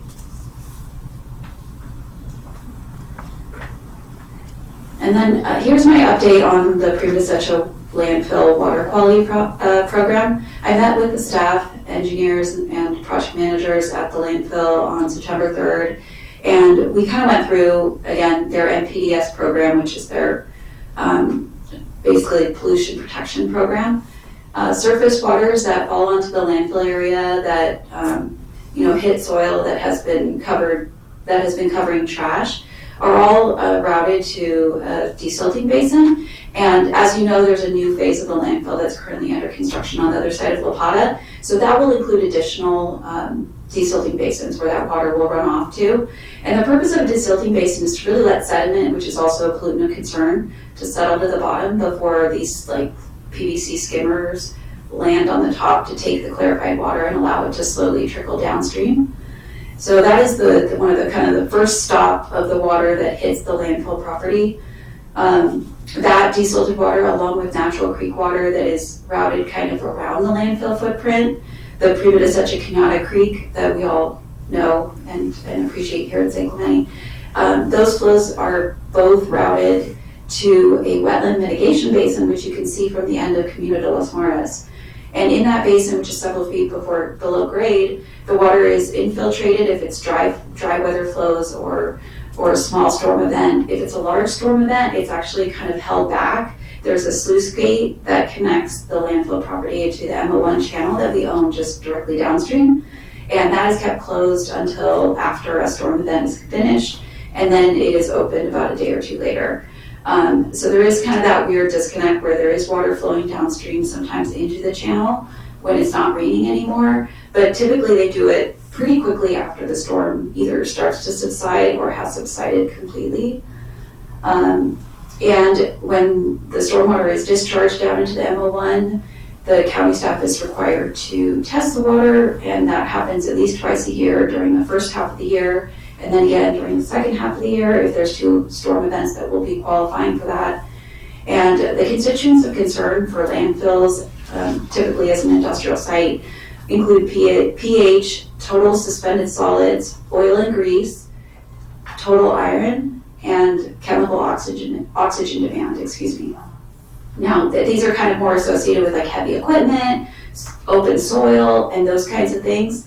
The reason like trash is actually covered at the end of the day, and even during wet weather, they have to work in a special wet area that minimizes the contact of stormwater with the trash. So that's why typically bacteria is just not a constituent of concern for them under their stormwater pollution protection plan. The desilting basin that I see when I go hiking on the Ridge Trail, there's just like what you said, there's the skimmers and everything like that in the desilting basin. Adjacent to it, there looks to be like some sort of treatment building, like with some tankage. What's that? Yeah, so those are, I'm gonna actually get to that in a second. So those are leachate and condensate collection tanks. Leachate is any water that falls on the landfill, and then through the liner system, that water is collected, and moved to a tank and then it's actually harvested for dust control. So it kind of continues the cycle of pouring this water back onto the lined area and recollecting it. So they're not affiliated, it's not affiliated with a desilting basin, but so Yeah, the desilting basin separate. basically just separates the suspended solids and then allows it to discharge. Okay, thank you. So the collected leachate does not receive any treatment prior to being used for dust control? I don't think so, but it's kind of a closed loop system. They wouldn't use it during the rain. It's not like it's entering the stormwater at any point. It shouldn't be entering groundwater either because of the liner system. They can't use leachate for dust control on, some, like, I think there are some parts of the landfill, like back from the late 60s or early 70s that before, forgot what the regulation is, where you had to line municipal landfills that may have not been lined because they were able to demonstrate that the clay soils were not very permeable to potential pollutants. And so those areas, you're not even allowed to use leachate. So, but pretty much all of the landfill that is being operated right now is lined. So I just took a couple photos here. Here's the sluice gate that actually opens up to discharge when the mitigation basin is kind of overwhelmed and can't infiltrate any stormwater anymore. You'll see like there's willow trees and then the top of the landfill in the background. So the willow trees help with infiltration. They're wetland species, so they like to draw up water. And the second photo is kind of looking downstream from kind of the top of the MO1 channel where we own it. And that underpass is going under Diamante, which is the first perpendicular street on the end of Camino de los Mares. It looks dry. This past week, or I think I took these pictures last week, there may be other sources of urban runoff that enter even that far up. I'm not sure. But it doesn't look like it gets a lot of regular flows at that point in the watershed, at least during dry weather. And then I just wanted to add something about groundwater too, because we know there's a lot of groundwater in the watershed. Groundwater wells are present at the base of the landfill and they extract approximately 4,000 gallons of groundwater per day. And that water is also reused for dust control, similar to the leachate. So it's nothing, it doesn't really leave the site.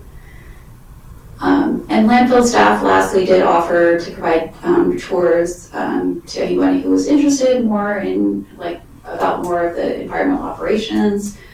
I can help facilitate that, or you can go to their website too if you know the Osage Waste and Recycling website. So, Are we interested in doing a tour?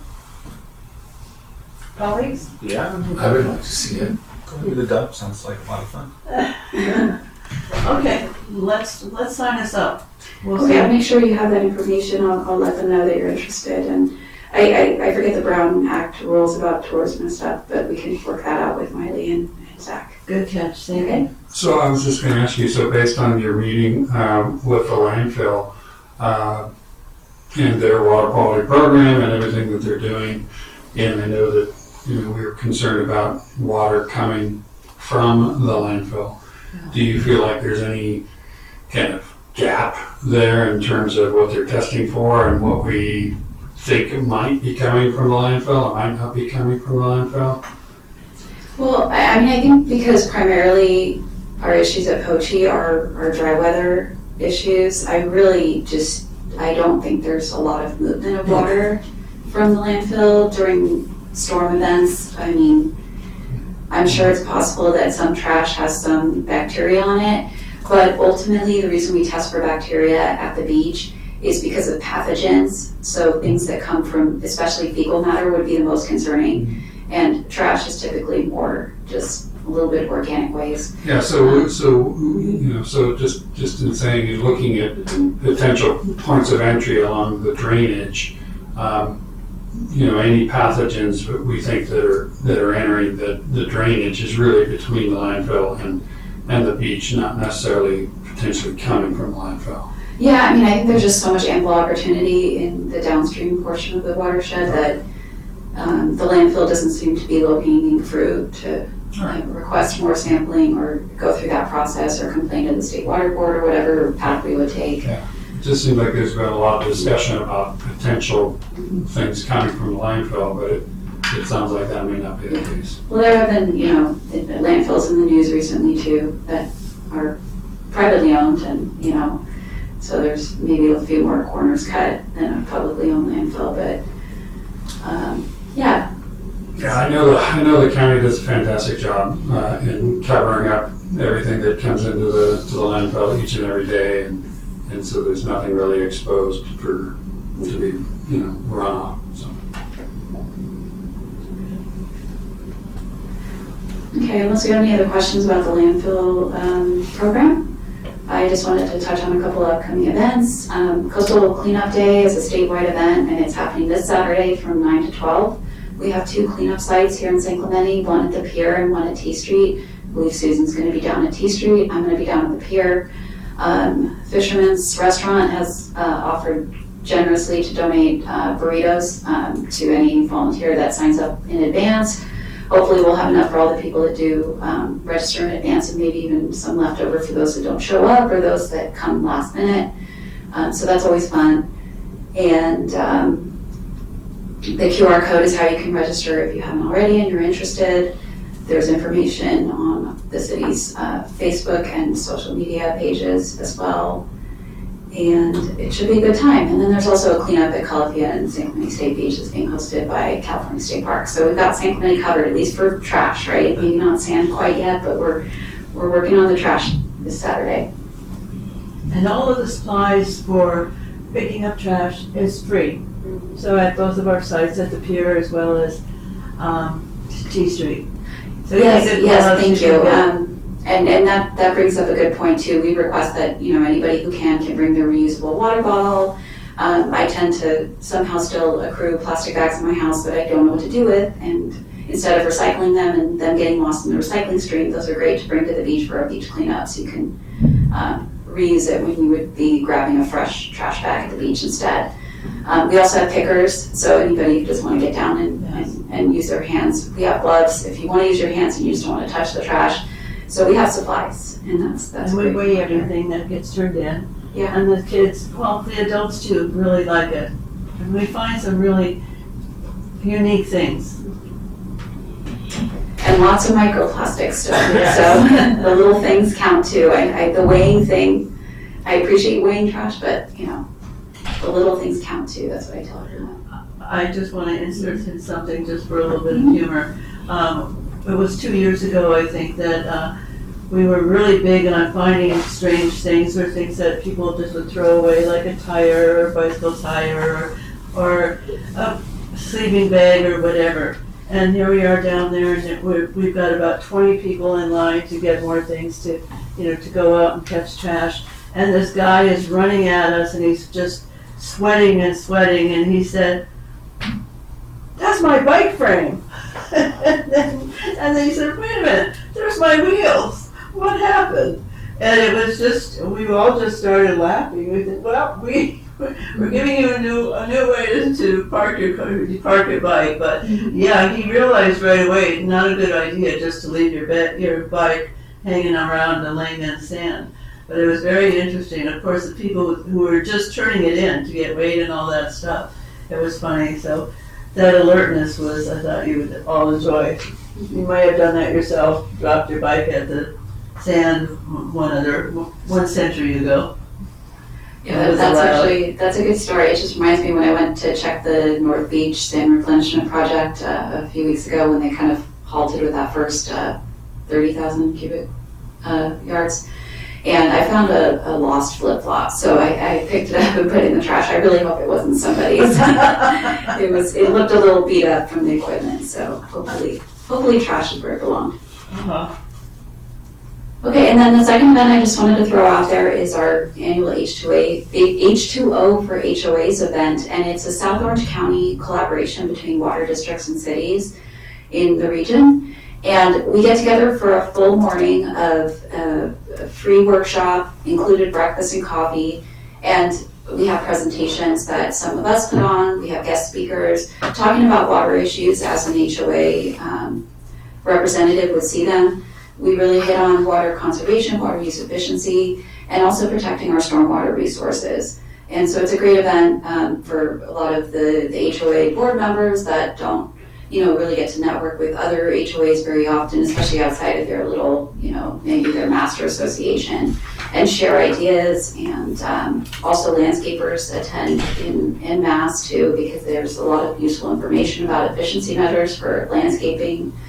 It's just a great event, and it's really grown over the past several years.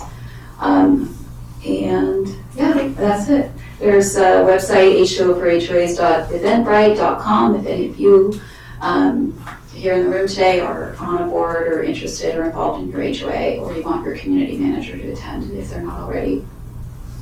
I think this is a wise thing to do if you are in an HOA or live near one, because we're really carefully looking at the amount of water that's coming out that's not needed and causing flooding in certain yards and all of that stuff, and picking up a lot of debris. If we could teach the HOA members how to be conservative with this kind of thing and to talk to their landscapers, we could probably all learn something. Could you email a copy of that to us?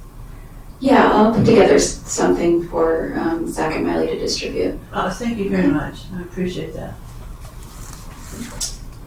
Thank you. If there's no other questions, that's the end of my presentation. Thank you. Nikki, great presentation as Thank usual. you. Thank you for having me. Alrighty. Our next category is oral communications. I have Amanda. Is Amanda here in the audience? There she is. They're behind that little screen on the podium there. Exactly. Well, some of my public comment has a little already been mentioned. Hello, everybody. I attended 2 OCTA meetings on August 29th of the Regional Transportation Planning Committee and the September 9th OCTA Board meeting. And at both meetings, OCTA staff stated that there are jurisdictional problems with the Coastal Commission and with the Army Corps of Engineers. Basically, the OCTA was going to piggyback off the San Barros site, but there's jurisdictional problems about how much sand is actually how much sand that they have. Also, they need a full environmental report. So both the Coastal Commission and the Army Corps of Engineers are requesting basically they need a full environmental report. Our mayor did submit a letter to the OCTA stating that the city received a letter from a variety of nonprofit organizations asking for a full environmental impact report. So I know that was brought up earlier tonight that that was kind of well, it was insinuated that that's not the case. They are requesting that. It was Supervisor Foley that stated that it was OCA staff stated that unless there is a disruption with rail line service, that a regional permit would not be unless there is an emergency, then they cannot do, they could do the regional permit, but not the nationwide permit. That doesn't require, there's no emergency involvement in that. And so it does require a full environmental report. So there is a delay of about a year to a year and a half. It was Supervisor Foley that asked the staff what was the threshold of amount of sand that requires that you need a full environmental report. And as of today, I still haven't received that amount, nor the OCTA from what my understanding is. So, sorry, I was feeling under the weather today, so so when I came here, it was I'm not as prepared as I should be. But in reference to comments regarding the sand replenishment back in 2005 for 5,000 cubic yards and 12,000 cubic yards in 2012, there were storms that did wash away that sand. And then as far as DHA steps that are going onto the beach, they have been non-operational since day one. There were concerns regarding the safety aspect of those stairs. Thank you. Thank you, Amanda. Alrighty. Let's go on to unfinished business. We've got subcommittee updates on work plan items, and those items are the ones we serve on as subcommittee members. And let's just start with the top one, sand acquisition subcommittee. And Mr. Ayer is not here, Don Dow is here, and Deep Van Noort is here as a new player. So I'm looking at you, John. Well, the newly reconstituted Sand Acquisition Committee hasn't met, and so I think that what I will suggest is that for the next meeting, we'll focus on what I think is probably the best short-term opportunity to get more sand on our beach, and that is to continue to encourage and pressure OCTA to put the sand on the beach that they indicated that they would. I think to clarify maybe what Amanda mentioned and to provide my understanding is that what these environmental groups suggested was that a full EIR be required for the comprehensive plan that OCTA was presenting, which included a lot of hard armor. And what both the city of San Clemente has requested and both what Ms. Foley, Supervisor Foley, has asked is a sand first and sand only permit to be pursued because it's not controversial, because it should be able to be streamlined, and because it should be able to be done prior to this winter storm season. So that's what I think OCTA should be focused on, and that's what they should be able to accomplish if they're duly motivated. And so I guess that's my report. So you're asking to bring it to our next meeting? Yes. And what would, could you give me like a one line, we could take action on, or We will review? follow, we will review OCTA's progress toward getting sand on the beach sooner rather than later, and hopefully prior to this winter storm season. Okay. I just have a quick question for probably Zach. So currently we have a scoop permit for North Beach, right? In some other areas. Okay, so we do have them for other areas. What do we know? Do we know where of the the targeted areas that we don't have scoop permits for?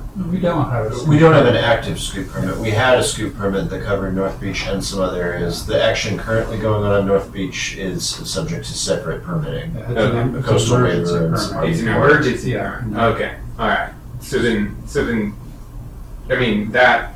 Yeah, I guess. So we don't have any scoop permits technically. Do we know what scoop permits are in the works? Scoop is an umbrella term that originated from the Army Yeah, Corps. I still don't know what a scoop really is, besides a place that we could place sand with certain Scoop variables. is multiple permits that say where we can place sand if it meets certain grain size and toxicity thresholds. And we're trying to reauthorize similar permits to what we had before. I can ask Leslie or look into city archives to see if we have a map. Okay, I think that thing would be good. As somebody that was on the sand acquisition, I think that like understanding where we were with scoop permits and where we can help out versus where like work is already being done, so we don't spin wheels might be beneficial to put on the work item. And leave that to that. Well, another thing that I could add to this is I had a conversation with Mr.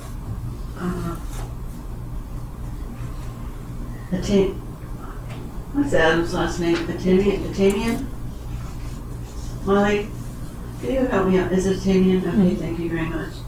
I had a conversation with him about the Sand Acquisition Committee, subcommittee in particular because of the scoop program being, looked at as our method. Oh, here he is. You're right in time. I was just telling them that you and I had a conversation about how we could use the consultants that the city hired to work with our sand acquisition subcommittee because you had suggested some other things that the subcommittee could be doing to help sand acquisition or find sand, etc., or even go to some of the places that have been found already or get leads on others. So I wonder if you wouldn't mind coming to the podium and give us a little education about that. I think it would be very helpful. The reason I asked him is because you can't sit on a committee without the resources to help you move it forward. And you want to be sure you're doing the thing that the city wants us to do. So Absolutely. thank you so much. Of course. Good afternoon. Adam Matamian, Community Development Director. So the issue of consultants is that they have a contract that specifies what they're working on. That contract specifies who in the city is their point of contact. That's not to say that that additional help is not warranted or beneficial to the project, but I think one of the benefits of having staff come and provide updates is so that the committee has a fuller understanding of what exactly the work entails, and to help the committee identify some areas where the committee's support would be beneficial for the project. So I think the place to start would be to communicate with the staff people who are the city's point of contact for the specific projects that consultants are assisting with, and coordinate that discussion with the staff person first. And then they can communicate to the consultant what additional help may be beneficial from the committee. The committee's role needs to be facilitated through city staff, because the consultants are not, their contract does not include communications with committee members and those types of discussions. They're billing us for all of their time spent on this project, and we want to make sure that all of that time that they're spending is devoted to what is in the contract specifically. So whether the committee has identified a few tasks that they would like to potentially assist with, or communicate with staff who can help identify some of those opportunities. In that fashion, staff would communicate with the committee on how to provide that help. Can you be that link to pass this on to? I would imagine it's Leslie would be our contact, but I'd like it to go through you, because you're involved in these projects as well. And if you and she could come up with a list of things that would be appropriate for us to do to support or sponsor or whatever, that's where we can start at first base. Yeah, and I think, and then figure out how to dole it out. Yeah, between committee, Coastal Advisory Committee meetings, I think it might be beneficial to have the, I'll say, the lead within each subcommittee reach out to me, so that we don't have any discussions that might violate the Brown Act, but have each subcommittee, through one person, contact me about I'll say, start with the projects you'd be interested in helping out with, and then I can coordinate with the correct staff that would be working on those projects specifically. And I'm fine being that point of contact. How does that work for all of us? Makes a lot of sense. Yes? John D? That's fine. Sounds good. Okay, so we need to go right here before I let Mr. Atamian go. And right now, for Sand Acquisition Subcommittee, we have Mr. Ayer, who's out of town right now. we have John Dow who's sitting next to me, and we have Deep Van Noort. Is there one of you who would want to accept that assignment of that leadership? Well, we will commit to meet before our next meeting, and one of us will make contact. Okay, and then one of that person is, I'd like you to notify me so I know that part is done for sand acquisition. Is that agreeable with all of us? Yep. Do I need to take a vote? I don't think we're all on the same page, Fred. Thank you very much. Of course. So, on Sand Retention Subcommittee, we've got John Dolgowski and Jake and Brian and Matt. So, on that one, I gathered that from all the work he's done, John Dolgowski is acting as the leader right now. Are you comfortable with him still in that role? That's fine, yeah, sure. Matthew? Yeah, I would ask that John then leads us to connect together, because we still haven't fully. I guess we had one meeting. We had one. So we've met twice over the past 6 months. So what is it that you're asking for? as leader, spearhead the connect the subcommittee connections, please. So are you saying let's meet and decide and then report back? No, I don't know. I don't want to do that. I have a 1-year-old. The last thing I want to do is herd cats. Okay. Yeah.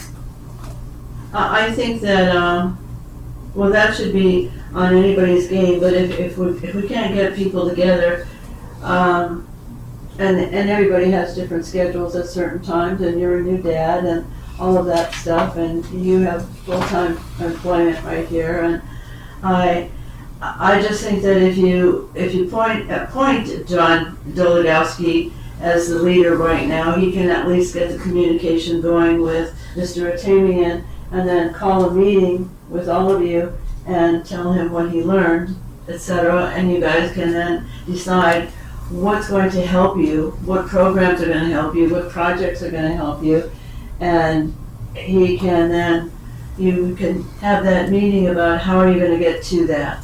Because we can't use the consultants directly, we're going to be going through Leslia.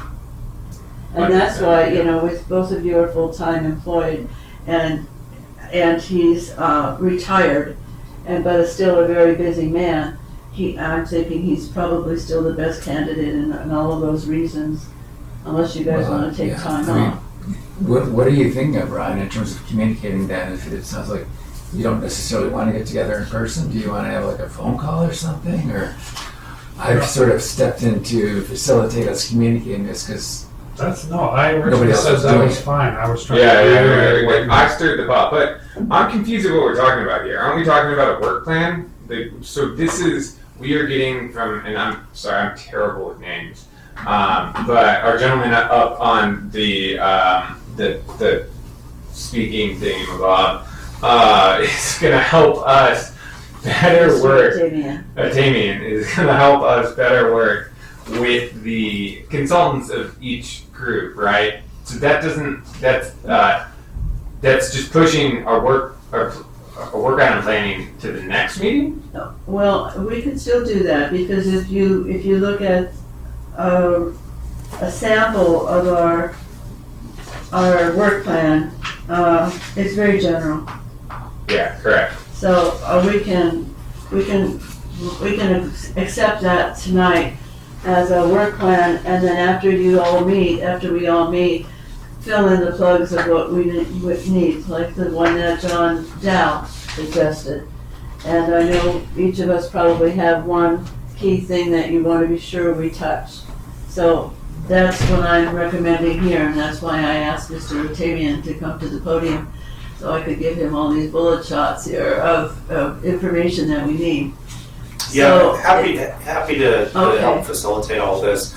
I think it's important to note that the Coastal Advisory Committee is unique in its role here because there are so many projects currently being undertaken that directly relate to the work that is in the work plan. And so to help the committee focus its time in the most beneficial way, I think does require a bit more than other committees, which are generally tasked with things that staff is not working on at all.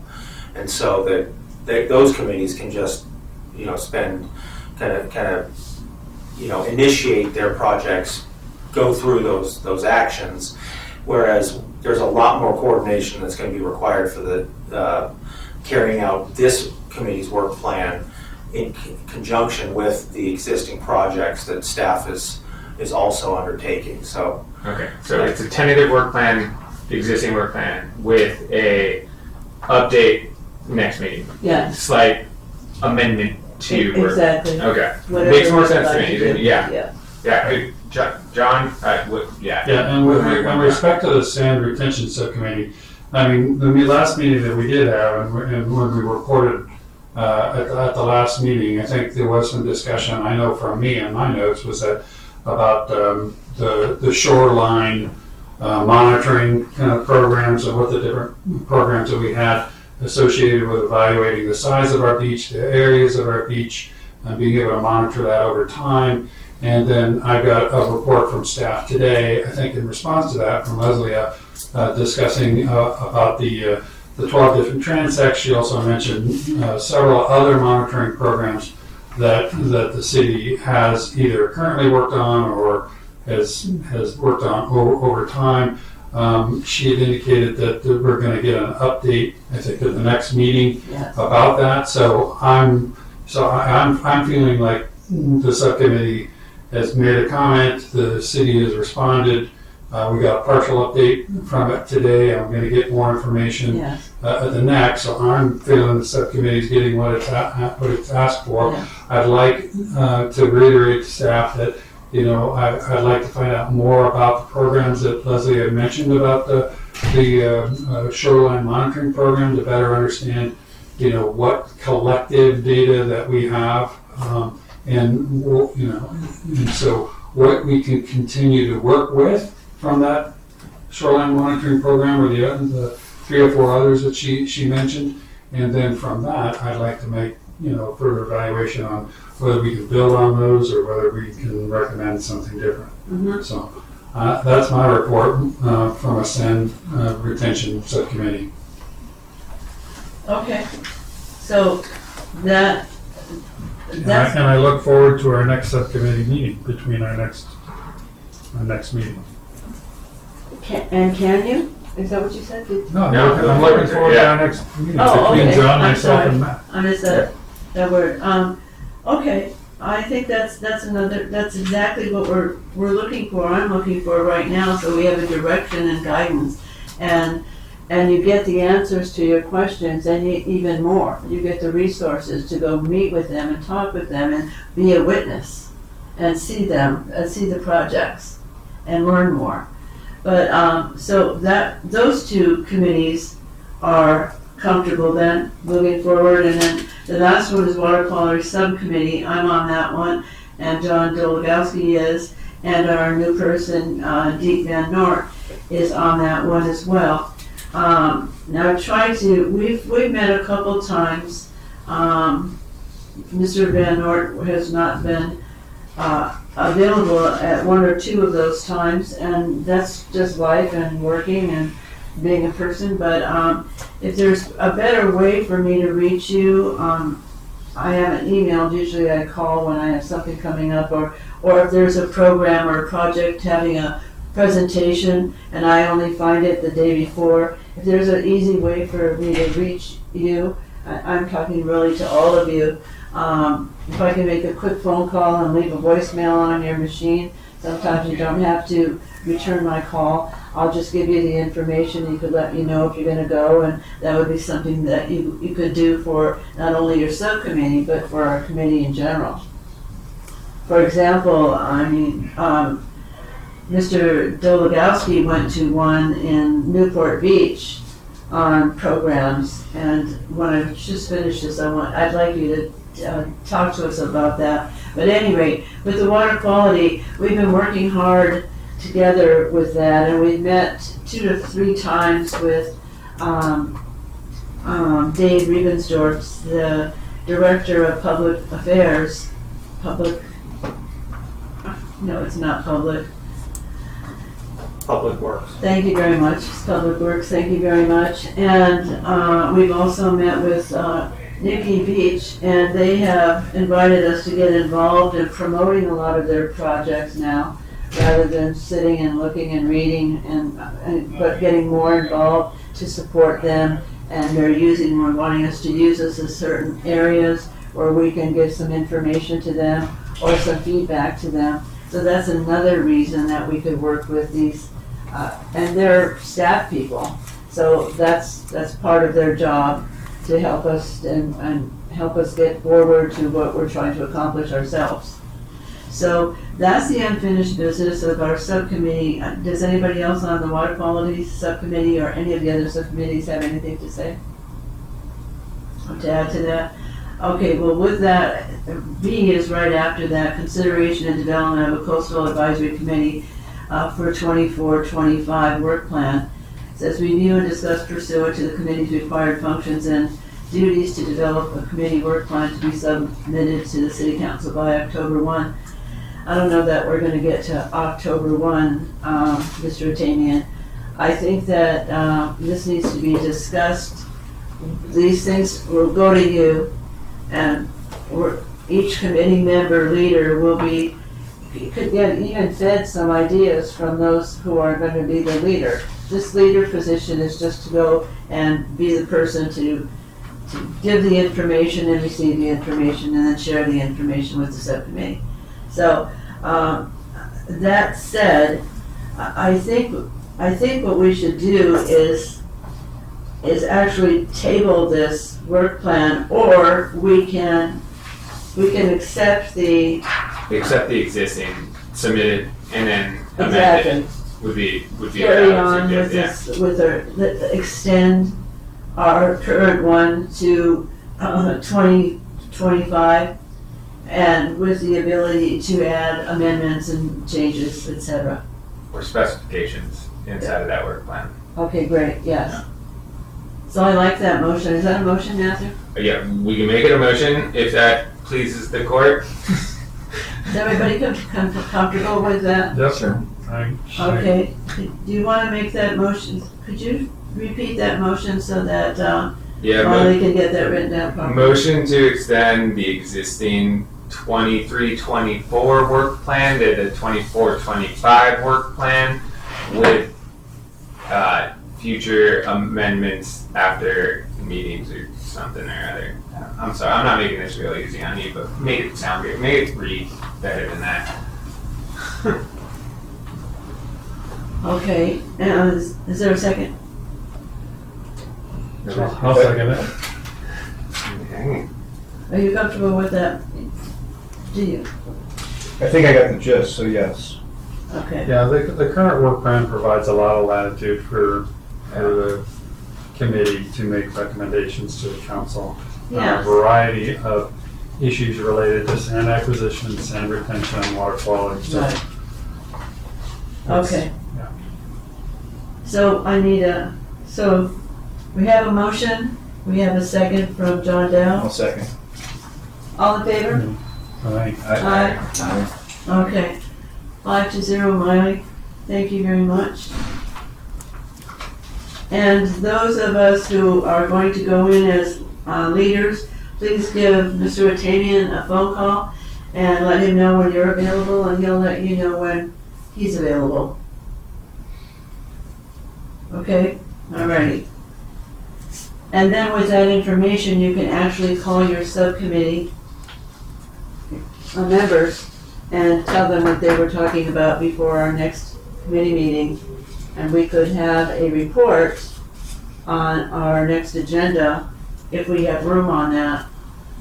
If we have room on that, Zach, for just a rerun on our plan. If our plan is approved by the city council or Mr. Atamian, the 24-25, based on the motion we made tonight.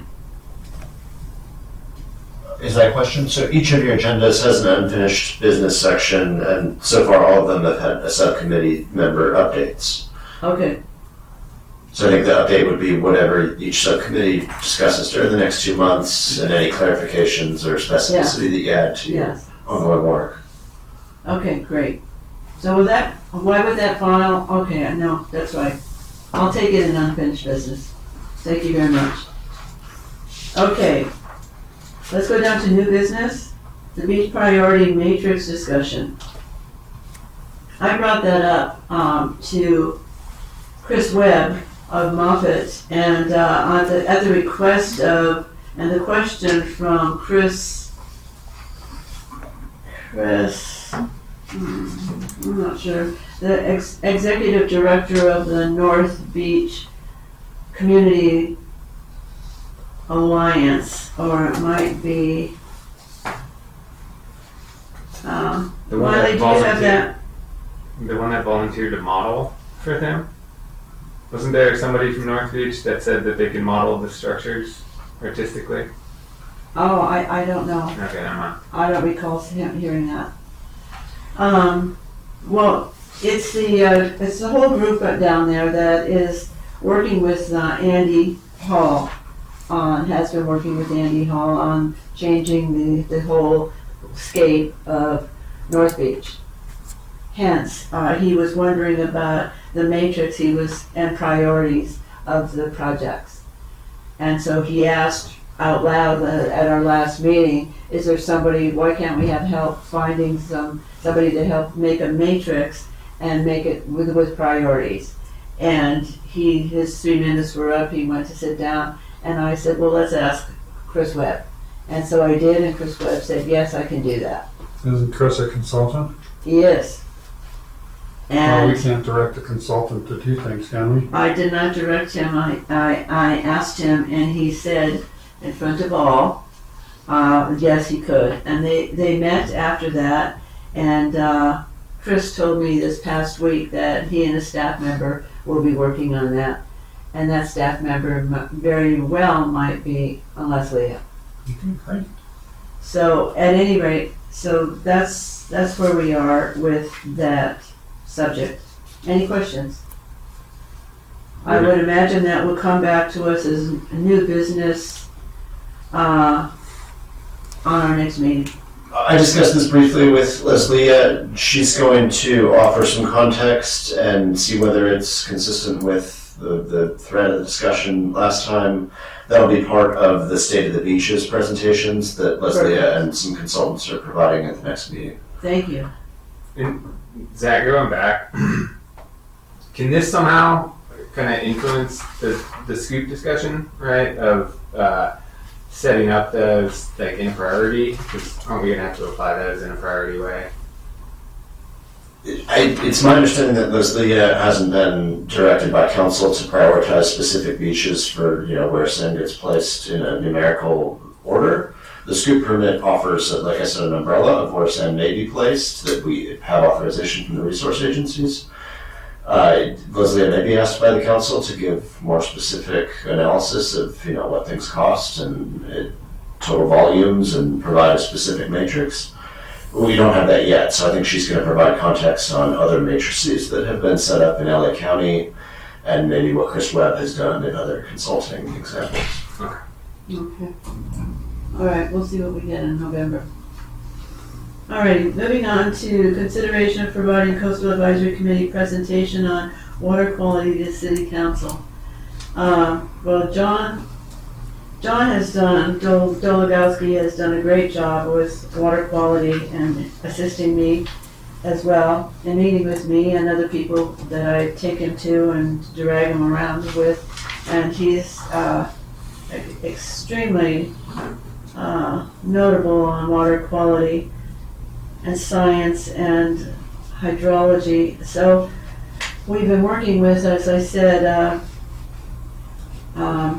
Dave Riebensdorf and Nikki to get involved with the community projects as well that they're doing, and county projects.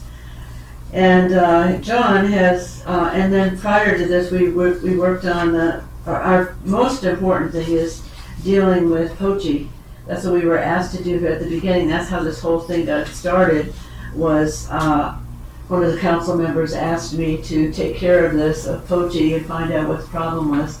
This was on Memorial Day. So I put this, our subcommittee stuff got put together that way. But John has gone out and done a lot of measurements and observations, and he has got a presentation this evening to give to us. So John, if you wouldn't mind. Okay.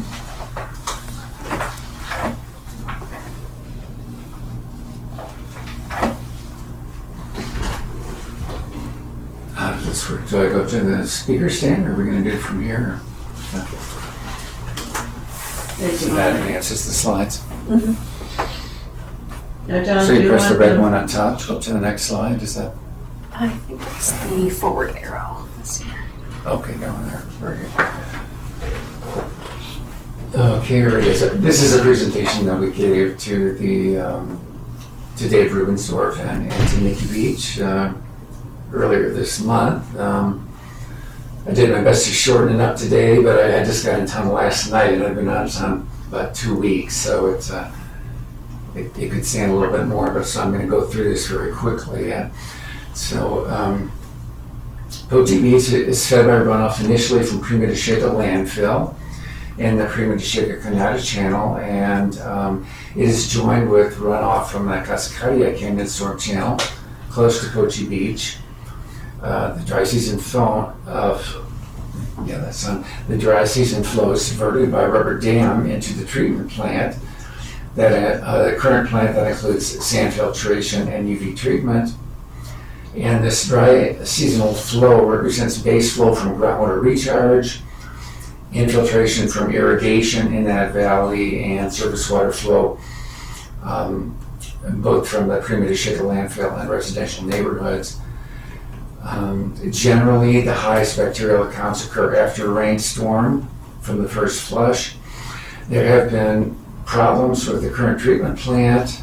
It has leakage at a rubber dam that diverts the dry season flows, allowing water to flow out and establish a pond that either infiltrates or overflows into the ocean.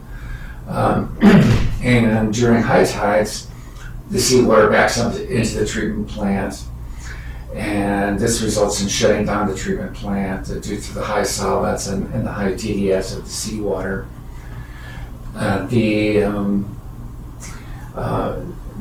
samples are taken weekly by Orange County Healthcare Agency, both in wet and dry sampling conditions.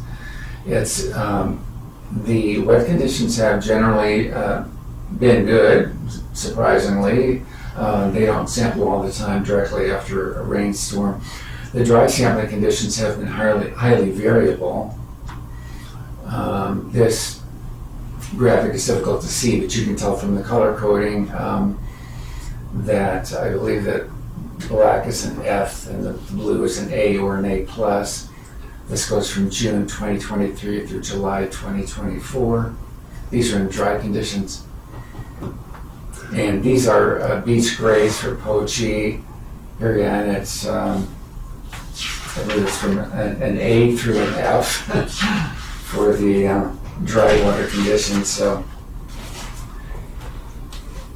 less than desirable, I need to say.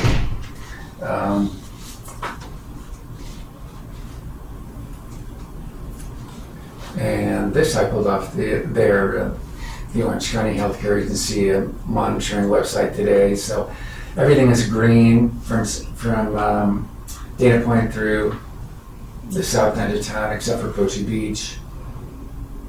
And that yellow insignia means that the water quality bacteria levels exceed state health standards and may cause illness. Now, most of this information that we looked at to try and assess specific sources of contamination to the channel came from this report, the Comprehensive Human Waste Source Reduction Strategy, a Dry and Wet Weather Source Investigation Summary Report, which was released in January 2024.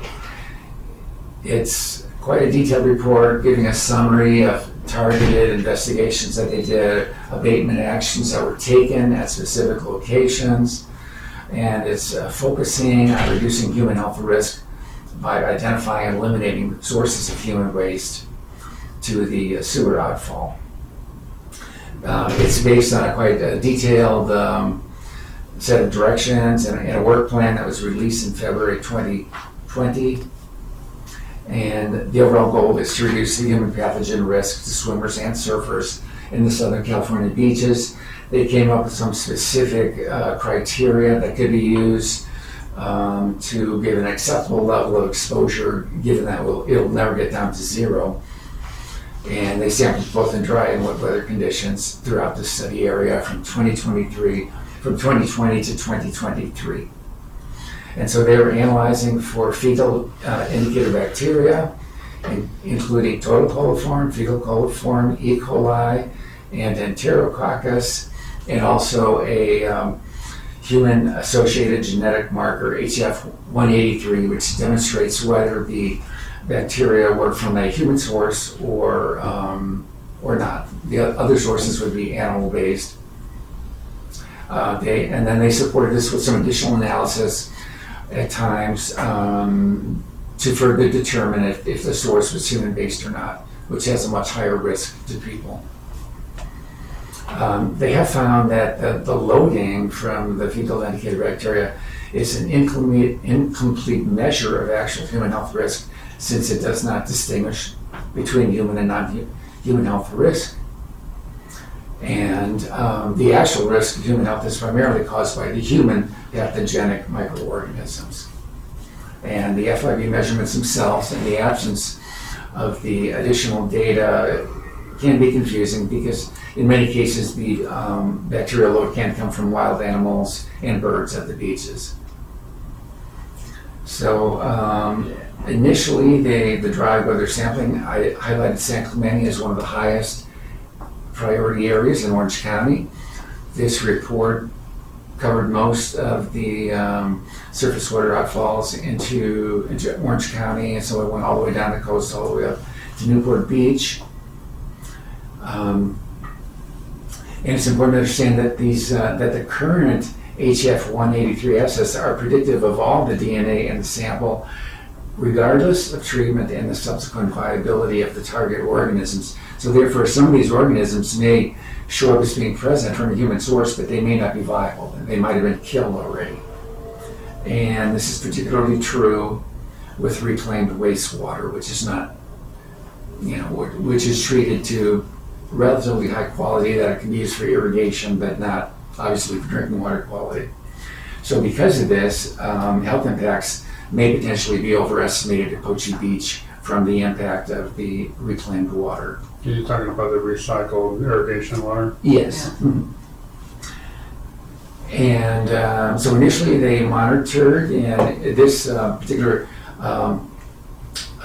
area of interest was SC1 within San Clemente, so they monitored at 12 locations over 6 dry weather events in 2020.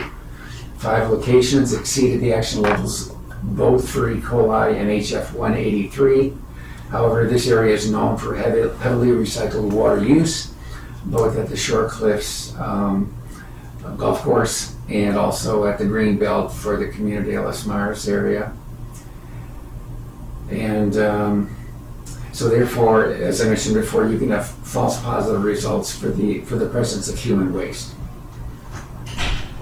This map's a little hard to see. I included in here just because it shows generally where the sampling locations were in regards to the watershed, which is shown in pink. They also measured, took samples in wet weather conditions. That was completed between 2020 and 2023. At Poche Beach, they had 4 exceedances of HF183, along with 6 of the Enterococcus exceedances, which is the standard used specifically in seawater, resulting in 4 paired exceedances, and that was the criteria and the work plan that was used to determine a significant problem. There was follow-up monitoring in 2022 and 2023, and they did not observe any further exceedances. Therefore, based on the work, they exceeded that that no abatement activities were deemed necessary in wet weather conditions, and that this particular area of interest met the wet weather objective of the work plan. And then in dry weather conditions, they performed Tier 3 monitoring, which is they already identified areas of concern. They identified locations that would give them information about potential sources. That's what the Tier 3 monitoring is. That was done at 12 sampling stations in 2020. 5 of those locations had paired exceedances for E. coli and HF183. Here again, we know that there's a heavy use of recycled water in this area, and it's also noticeable that the volume of water in the channel increases as you go down the channel. Excuse me.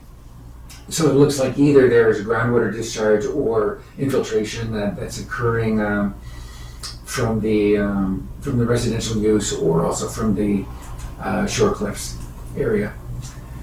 And once again, recycled water may be part responsible for the high levels of the 183 measured in this area. They did some additional analysis for another specific analyte, PMA, acetaminophen, and some other personal care products to determine if it was human source or not.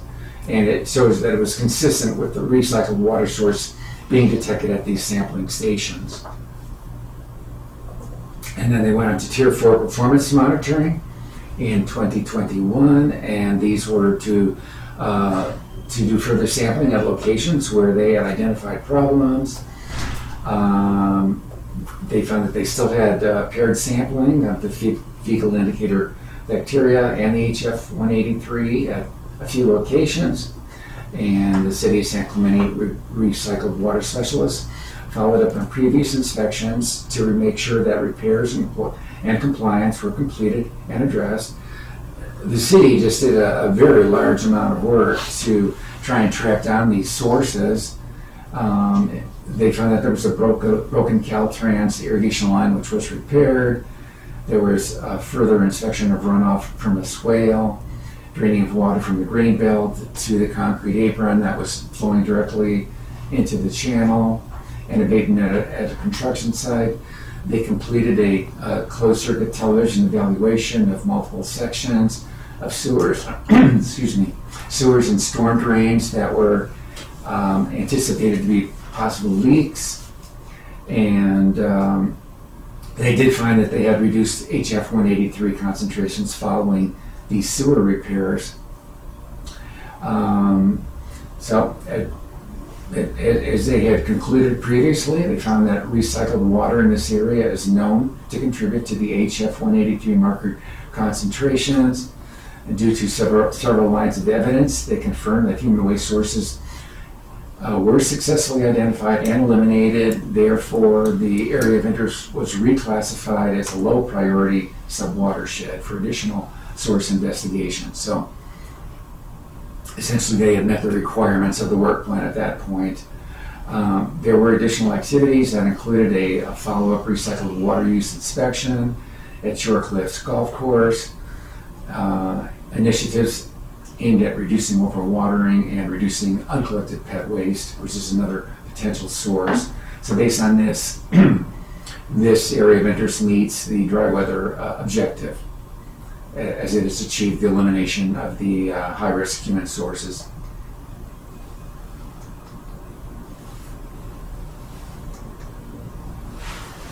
It's not advancing to, there we go. Good. Okay, and then these are potential actions for the future that we suggested would be useful. Working with community members to reduce reclaimed water at Shore Cliffs Golf Course and in the community of Les Mars Greenbelt. We know that the city put quite a bit of efforts into working with the golf course, but there may be some additional progress to be made there.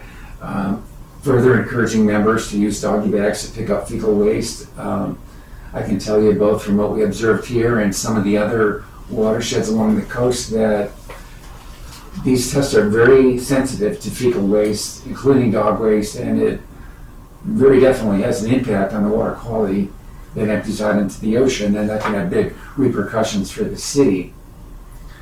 The city has been, they have their water quality improvement projects, and including replacement turf grass with low water use plants, rebates for turf removal, and the green infrastructure projects. We would like to further advertise and encourage the construction of the new Poche treatment plant, because it's pretty clear that there are so many non-point sources of contamination in this watershed that we really couldn't identify them after a pretty detailed analysis and verifying the process they use, come up with additional sources that could be contained and captured easily. So the best way to go, in our opinion, is to put in the new treatment plant, which is going to be located a little further upstream. It'll be at a higher level. It won't be subject to these high tide impacts, and it will also produce a source of higher quality water that can go to another treatment plant, or it could be sent offshore in a pipe where it'd be greater diluted by the ocean. But either way, appears to be about the only way to get rid of this very difficult problem. And then in terms of water quality monitoring, we had suggested taking split samples along with Orange County Healthcare Agency, and working with them and also the state and the regional board to see if the ocean water quality standards could be adjusted to more clearly reflect human health impacts. Because the way it is now, if there's an exceedance of Enterococcus, then they automatically are blacklisted, and it's in many cases some of these exceedances are a result of the reclaimed water, and it's basically not easily controlled by the city. And for water treatment, one suggestion was to improve the treatment plant at Poche Beach, of course, for more robust treatment.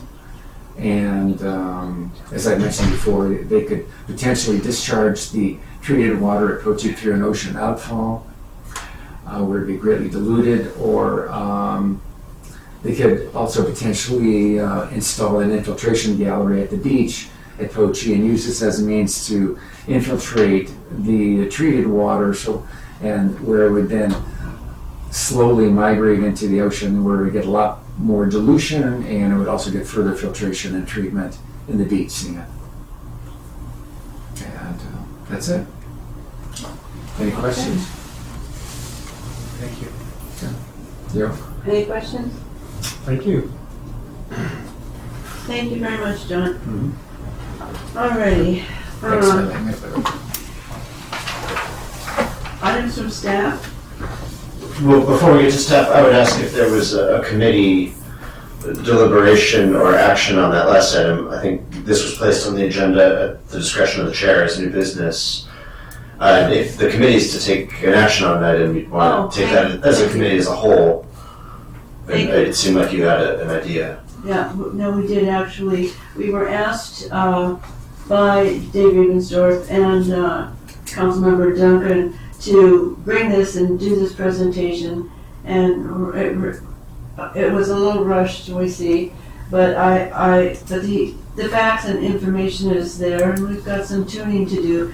But they would like us to present this at the city council meeting, because they want to get something really started and moving in the city to be proactive with Poche. So I'm making a motion that we ask Mr. Dolagowski, and maybe even with your subcommittee, John, to refine this a bit for city council viewing and information. So I'm asking this body, the Coastal Advisory Committee, to agree to recommend that the Coastal Advisory Committee members, well, let's see, so to approve a presentation on Pochi Beach, status of Pochi Beach. How's that?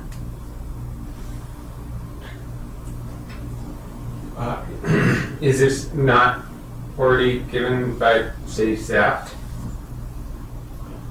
No, they want to, the city council member, and Dave thinks it's a better idea for all the city councils members to better understand how serious this is. Well, I think if the city council has asked for it to be presented and staff is supportive, then we Yes. should be supportive. We should be supported, so I'm making that motion. I think if you could clarify your motion just for the committee and then for staff to know what to do next. Are you asking the subcommittee on water quality to refine this and bring it back to you all so that you can then forward to the city council? Or are you suggesting that the presentation was just given, that be your recommendation? Well, I think they were anxious to get it to the city council. However, it's really what all of you think, and what John, what you think as well. I think that if the subcommittee has a discussion about this, it doesn't have to all come back to us. I mean, I think we're adults, you know what needs to be taken in and taken out and taken in, but there's a timeline on this. So my motion was for this committee to recommend or to agree to give the presentation from the Sand Retention Committee, the Water Quality Subcommittee on Pochi, on the status of Pochi Beach. I personally think it's too dense. Like, there's a few takeaways from it that can be cleaned up. So I would recommend that the subcommittee cleans it up, simplifies it, and then we go forward with the next meeting. I'm agreeable to that. Yeah. I will. I think that's a good idea. What do you think? Yeah, do I just motion that the subcommittee works on it? Motion to continue editing and simplifying the aforementioned. Why do I always have to talk about presentation? It's to bubble up, yeah. To push that to the next meeting for recommendation to the city from there. So if that's the case, I don't think you need to vote tonight. I think Okay. staff would just add this to unfinished business at the next meeting, and then at the next meeting you would resume that Perfect. business. Okay. A question to Mr. Atamian before or we're not voting on that then? We're just continuing it. Yeah, the subcommittee will continue with the preparation, finalization of the presentation, and it'll be brought back up in the next meeting. Which would be in the mid-November. What is that? It says the 19th, the 18th? 21st. Oh, Thanksgiving week? What? Yeah, it is. I'm gonna be in India. There's nothing preventing the subcommittee from finalizing the presentation and submitting it to staff for. Does the city not have that week off? Is this like what? Man, they work you guys to the bone. Come on. So, Mr. Atamian, is that timely? The November presentation, it wouldn't hit to the city council until after this meeting then. Seems to me we should be able to do something sooner than that.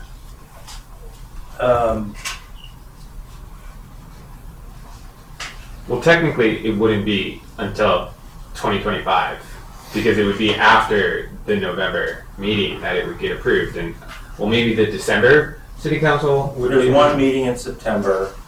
There's one meeting. There's the first meeting in November and December for the city council are the only two meetings for those last 2 months of the year.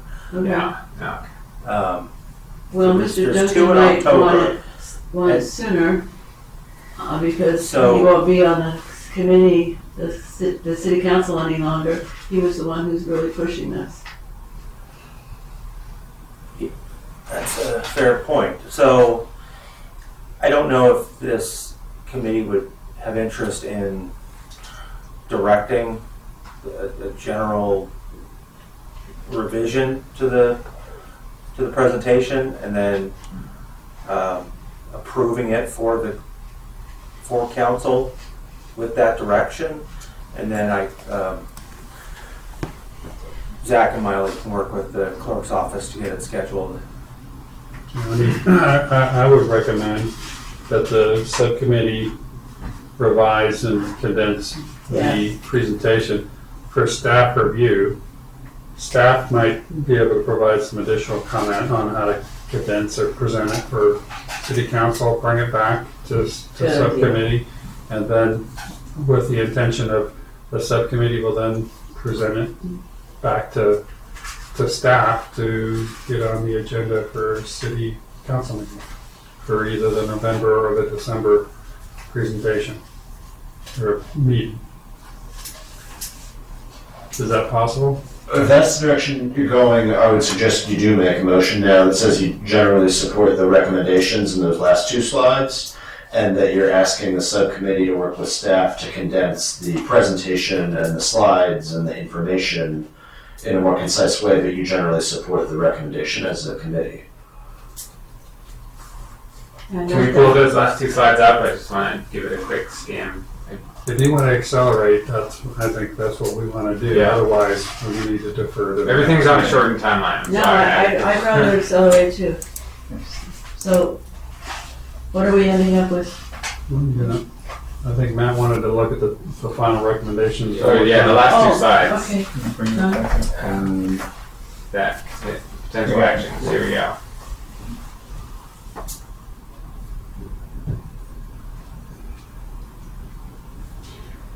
I mean, they're potential actions. I mean, they're not Yeah. directives. I went through these with Nikki today informally, and I believe you're on board with all these, aren't you, Nikki? Can you see them from there? I guess to clarify, Nikki Beach, Environmental Programs Analyst, I feel like some of them are more practical and cost effective than others, but Yeah. they're all worth discussing. Yeah, well, we can Feel definitely that way. clean them up, yeah. What do you think are would have the most impact at the least cost? Well, I mean, I could say that we always appreciate boots on the ground when it comes to outreach. So working with community members to educate about what protects our watershed the best. That includes the Shore Cliffs Golf Course too. I mean, we have a relationship with them. We could, introduce more people into that relationship potentially, just to provide more of a collaborative spirit. Encouraging turf removal always helps too. And being our voice in the community too as to why we do need structural water quality treatment. There are so many influences to the watershed that we can only abate so much. So I think that that's helpful.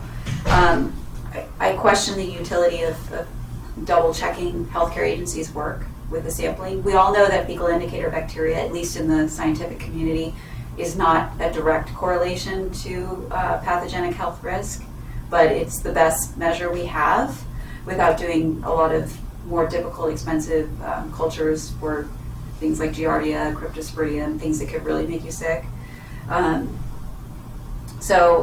The last two, I think. Oh, the last one's actually I feel like it's more of a staff item when it comes to working with the Regional Water Quality Control Board to kind of change our benchmark for where we need to be with water quality. The MS4 permit that kind of drives all of this, that allows us to discharge stormwater into our storm drain, but unfortunately doesn't allow us to discharge anything else, is hopefully going to be reopened in the next few years, including the bacteria standards. So there's going to be some pretty heavy regulatory discussion that's going to be led by the county on that front. So that might be just beyond the scope of this committee. Yeah, it's in the works. Yeah. This was a recommendation that was in the report itself, and they discussed some of the history. That makes sense, yeah. I'm essentially just compiling what's there, but not necessarily things that we as a it might, and maybe that's a good point of clarification, is just to point out who would be the driving force behind these recommended actions if we took them. So the county might actually lead some of these things, for example, versus committee members versus staff. So Well, can you be more, can you turn on your microphone? Before? can I? Oh. Is there a way for her to turn on that microphone, Miley? So it's in the sake of time, everybody wants to get out of here before 7. It sounds like the subcommittee can work with the recommendations of Nikki and staff to simplify this into a way that's digestible to the council, right? And I think we all agree on the potential impact that this would have. So yeah, I don't see any issue with it outside of it being kind of robust right now. And Yeah, I mean, it is information dense, as was indicated. You know, I know Deke is the newest member of the Water Quality Subcommittee, and I don't believe he was involved in the preparation of this. No. Okay, so you know, the full subcommittee was kind of, you know, in flux while this was being prepared. I think it's fantastic information. If Chris Duncan and others are asking for a presentation to the city council, I think it's great information. You know, with respect to potential recommendations or actions, it's good for informational purposes. So I don't really think that there's any downside to that in terms of whether, you know, in general, I think it's technically correct. So with regard to making specific recommendations, you know, I'm trying to figure out, you know, whose lane is what, i.e., you know, being liaisons or working with the regulatory agencies. I do think there's, you know, that's kind of the staff side. Yeah, that's the staff side. So yeah, I do think this needs to be shortened up. So if you want to get it before, I guess we need to, make a motion to have the subcommittee revise this presentation and submit to staff for review and refinement. Yes, by November 1st. right. By the November 1st city council meeting. is Yeah. Essentially. Yeah. And Is that what we need to do? yeah, because if it's December 1st, then we could have just done this at the Yeah. 21st meeting. By November 1st. So I'm asking staff for direction on how to make, if in fact we do need to make a motion and Well, at this point in time. Zach, do we need to make a motion, or can we just say we're going to have the subcommittee revise this and submit it to staff for refinement? well, maybe we could invite Nikki to be in that meeting with our subcommittee. Yeah. Yeah. Yeah. Yeah, That's what I meant by staff, right? You know, with staff for refinement. So do we need to make a motion, or do we just say that's what we're gonna do? I would suggest you make a motion that you all recommend forwarding information to the city council, and you don't have to decide on specific recommended actions, but that you've seen this briefing and you would like the subcommittee to work with staff to provide a presentation to city Okay, council. I would like to make a motion to have the subcommittee submit this presentation or a revised presentation and work with staff to create a presentation to make to the city council. Seconded. Okay, good. Okay, so that was seconded. You need to Okay. take it from there. All in favor? Aye. Aye. 5-0. Thank you, Miley. Thank you, Brian.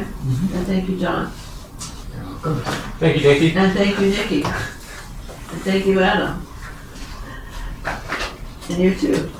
Thank you. Alrighty, let's get to the last one here. Sorry, I turned my page off. Okay, items from staff. Postal item updates? I will abbreviate this and just give another advance notice of the speakers we've lined up for the next committee meeting, which is November 21st. Leslie graciously reached out to 3 of these individuals, some of whom are consultants that the city works with, and then one which was suggested by Chair Ambrose. So Jamie Timberlake from Oceanside, the Oceanside Coastal Administrator, will address this committee on Oceanside's past efforts and the pending efforts with the Army Corps. Excellent. And then after that, we'll have Professor Brett Sanders from UC Irvine speak about their coastal monitoring research, and then his student may also attend, who has the presentation on different sand deposits that they're studying in the littoral south. And then finally, we have the State of the Beach report from the Regional Shoreline Monitoring Annual Review, and that'll touch on many of the same topics that Leslie had previewed in her presentation this month. Wonderful. And then the last item from staff is I will work tomorrow and on Monday, and probably by Monday I will compile an email with a lot of the past information that you asked for, and then a lot of the material resources that Leslie referenced. I don't know if it's all going to fit in a binder, but I will give links and attachments, and maybe as individuals you can ask how much of that you'd like to be printed. But it'll have a table of contents and a general organization of information. Well, the reason I asked for the notebook was to have the information in it. Some of those reports are hundreds of pages, so it'll have a table of contents, and you can tell me what you each want printed. It may be that not everyone wants all materials printed. Okay, you can send something, then you can make that notation in that email then, that it can be done by individual. Sure. Do you guys have like a team site that we can access, that we can just post like links to things? Do we have to print all these 300-page reports out? That's why I was offering each individual committee member may have informational preferences. I will share links and small attachments. Just give the table of contents with a link to everything, that's all. To you. Yeah, to me, sorry. Alrighty. Anything else? Zach? That's the items from staff. Thank you. Items from committee members? Oh, yeah. I would like to stir the pot a little bit and continue to ask for presentations to be under 10 minutes, please. Just for the sake of time, I'm sorry, John, I love you, but it's hard to sit here for 30 minutes and listen to a presentation that dense. Was that 30 minutes? It's about 30 minutes. It's 25. Really? Well, that surprised me because I ran through it at home before I came here. It was 11 minutes. Okay, well, noted. Thank you. Mm-hmm. Any other items from committee members? I have one quick item. So we all know that we have Measure BB coming up on the November ballot. I'm obviously not advocating for a yes or no vote, but we all here are very informed of the issues, and I encourage everybody to get out amongst the community and to provide whatever information they may need. People come to this issue with a lot of predispositions, and can use the information that we possess to hopefully make a good informed decision in November. Okay. I have a question for our gentleman in the audience and for Zach. Now, with the proposed ordinance, where's the boundary? Where's the boundary for city workers or for city volunteers to talk to community members? We did receive guidance from the city clerk on that issue, and city committee members and staff members may express their personal beliefs outside of city offices and outside of work hours and not using city resources.